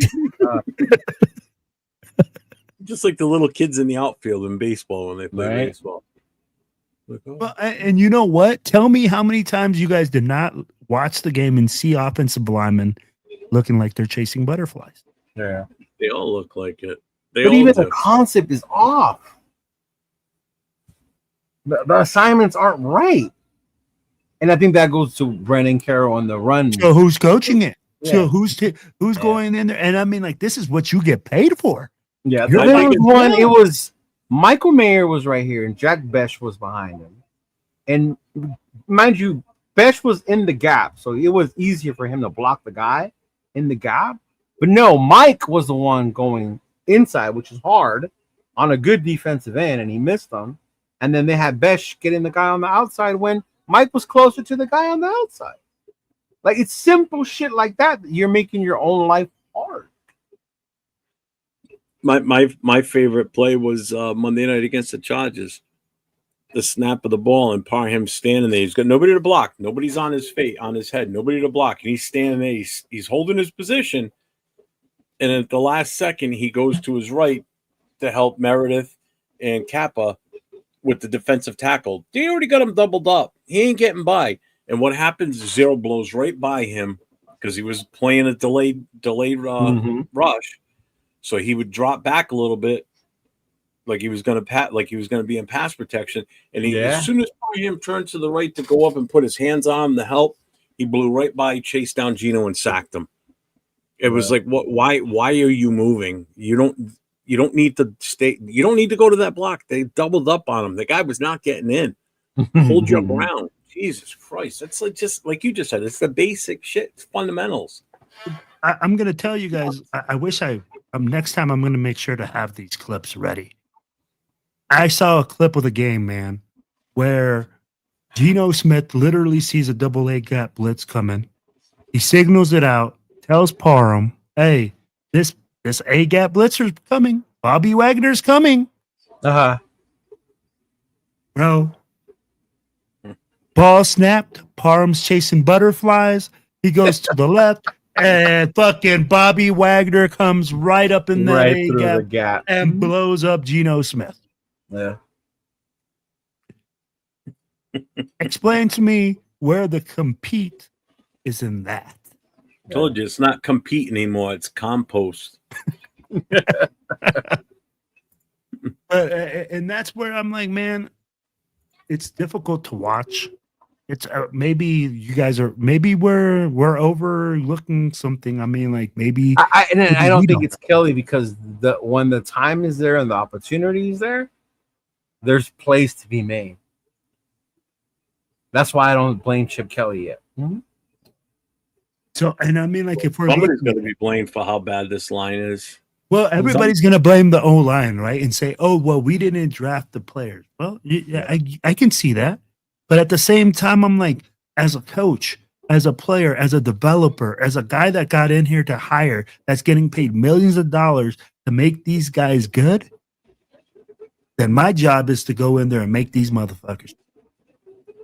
And make these guys go in there and bring their A game every single day. But that's Chip's job is to design the plays and coordinate the offense. Brandon Carroll is the one in charge of the O-line and the run scheme. You know? I know, and that's why we keep going back to it. That was on Jeff's show. Like I said, bro, I keep seeing one common denominator. Yeah. Mm-hmm. And it's Brandon Carroll. Yeah. Which from the get-go, a lot of Raider Nation said, how did this dude get the job? You have Pete Carroll, you have Chip Kelly, you have Patrick Grant, right? You got Philbin. Why is Brandon Carroll here? Well, and tell me what other place has he had success at? Jeff said it earlier, right? He's just been being groomed to be an offensive line coach. That's what the goal is. Well, and I'm like, we look at it and we say, you might be getting groomed, but maybe you should start at the bottom. Yeah. I mean, ask Michael Penix when Carroll was at Washington. That O-line wasn't the greatest then either. And I mean, like, and that's the thing. I mean, like, when I keep looking at this common denominator and we keep saying, oh, yeah, you know, we don't want to fire people. We don't want to do this. We need to make moves. We need to establish that. I'm gonna read this off to you, right? This is Brendan Carroll's career history. So in USC, 2002, 2003, he was a graduate assistant. Then he was the tight ends coach from 04 to 09. Seahawks offensive assistant in 2010. Then he went to Miami from 2011 to 2012 as the tight ends coach. He played tight end in college. Then from 2013 to 14, he was the wide receivers coach in Miami. He went back to Seattle in 2015 to 2019 as the offensive line coach, assistant offensive line coach.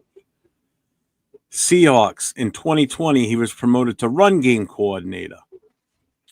Then he went to Arizona University, 21 to 23, offensive coordinator and offensive line coach. Arizona or Arizona State? University of Arizona, UA. Okay, so the Wildcats, they're garbage. Okay. Yeah. Washington, the Huskies, 2024, offensive coordinator and offensive line. Oh, there you go, all eyes. Okay. So he was always either an offensive coordinator or line coach except for one couple of years where he was a tight end coach and a wide receivers coach. And then for us, he's listed as offensive line coach. But I think, let me see here. Yeah, see, they still have it listed as he was hired by the Raiders to serve as the team's offensive line coach under his father, Pete Carroll. But if you look him up, the point is he's useless, bro. Yeah, oh yeah, yeah. If you look him up on the Raiders for the coaching list, I think he's useless. He's not doing his job. Where is it? Team. If you got to start with someone, that's who you start with. And you got to fucking Jackson. Put him in. Yep, here it is. Under the Raiders website, under the coaches, he's the run game coordinator, offensive line. Experience 7 years. Philbin's still there, senior offensive assistant. I don't know where he falls in the hierarchy. Philbin, give the helms back to Philbin. Yes, please. Yes, for the love of God. I remember the Raiders. If we're going to get rid of Brendan Carroll, not for nothing, let's get rid of Andy Dickerson. He's also the assistant offensive line coach. Might as well get rid of both of them. As long as Philbin starts running it. I'm with Ricky Bears. Philbin You know, it makes me kind of wonder. Maybe he doesn't want to be the guy.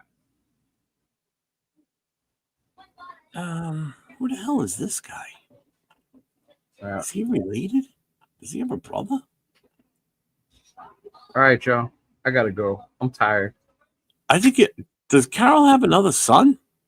Yeah, he's got multiple sons. Yeah. He has a daughter too, I think.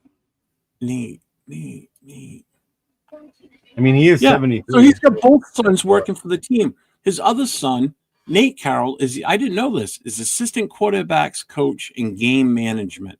Yeah. So he's got 2 kids coaching on this team right now. Mm-hmm. Yeah. Maybe that's the common denominator. I didn't know that his other son was here too. God damn it. Well, his other son hasn't been the problem. The problem has been Brett. The problem is the O-line. Yeah. Let's just put it straight up. That's the problem. Yeah, he probably won't get fired, but we got to move him on. Yeah. But whatever. I'm ready to call it. All right, guys. So, hey, this is what I want y'all to do. If you are in the New England area, Jeff's going to have 2 fucking badass fucking parties going on this weekend. One in Rhode Island, one in Chickasaw, Massachusetts. Make sure Chicopee. Chicopee. I don't know what Chickasaw is, but I thought it was chicken bake too. Chicken bacon.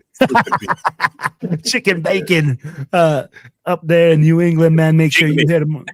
Then I got my boy Chidolinus right to the left of me, man. He's going to be having a party with Raiders Against the World, baby, out there in Riverside or in is that where you guys are at now?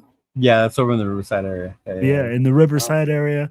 And if you guys are in the western slope of Colorado, all right, hit me up. We're going to be at the Eagles 595, baby, and we're going to be in there rocking the house. Hey, like, share, subscribe. Yep. And for everybody else, tomorrow, myself and Leo will be teamed up with LV Raider 10 and Just Raiders Baby Jay. We'll be on the Raider Connection tomorrow night, 10 o'clock Eastern time, 7 o'clock Pacific. And there will be no holds barred, unlike tonight. We'll be getting into it a little bit more deeper, I'm sure. Plus, we'll get Jay's take, Nate's take, along with Leo and I chiming in too. But it'll be a little bit more intense than probably tonight was, I think. Tonight was kind of a laid-back thing. Do you agree? Jeff will be wearing his vest with no shirt, so get ready. Oh, yeah. Look at all that. Oh, no. Hey, I'm tuning in for sure now. Hey, I'll be locked in. I will be locked in now, bro. No. So, until next time, everybody, we'll see. You'll see Leo and I tomorrow night. So, everybody else, take care, stay safe, and go Raiders. Trees all shake and quiver and quake as he robs them of their gold. The autumn wind is a raider, pillaging just for fun. He'll knock you round and upside down and laugh when he's conquered and won.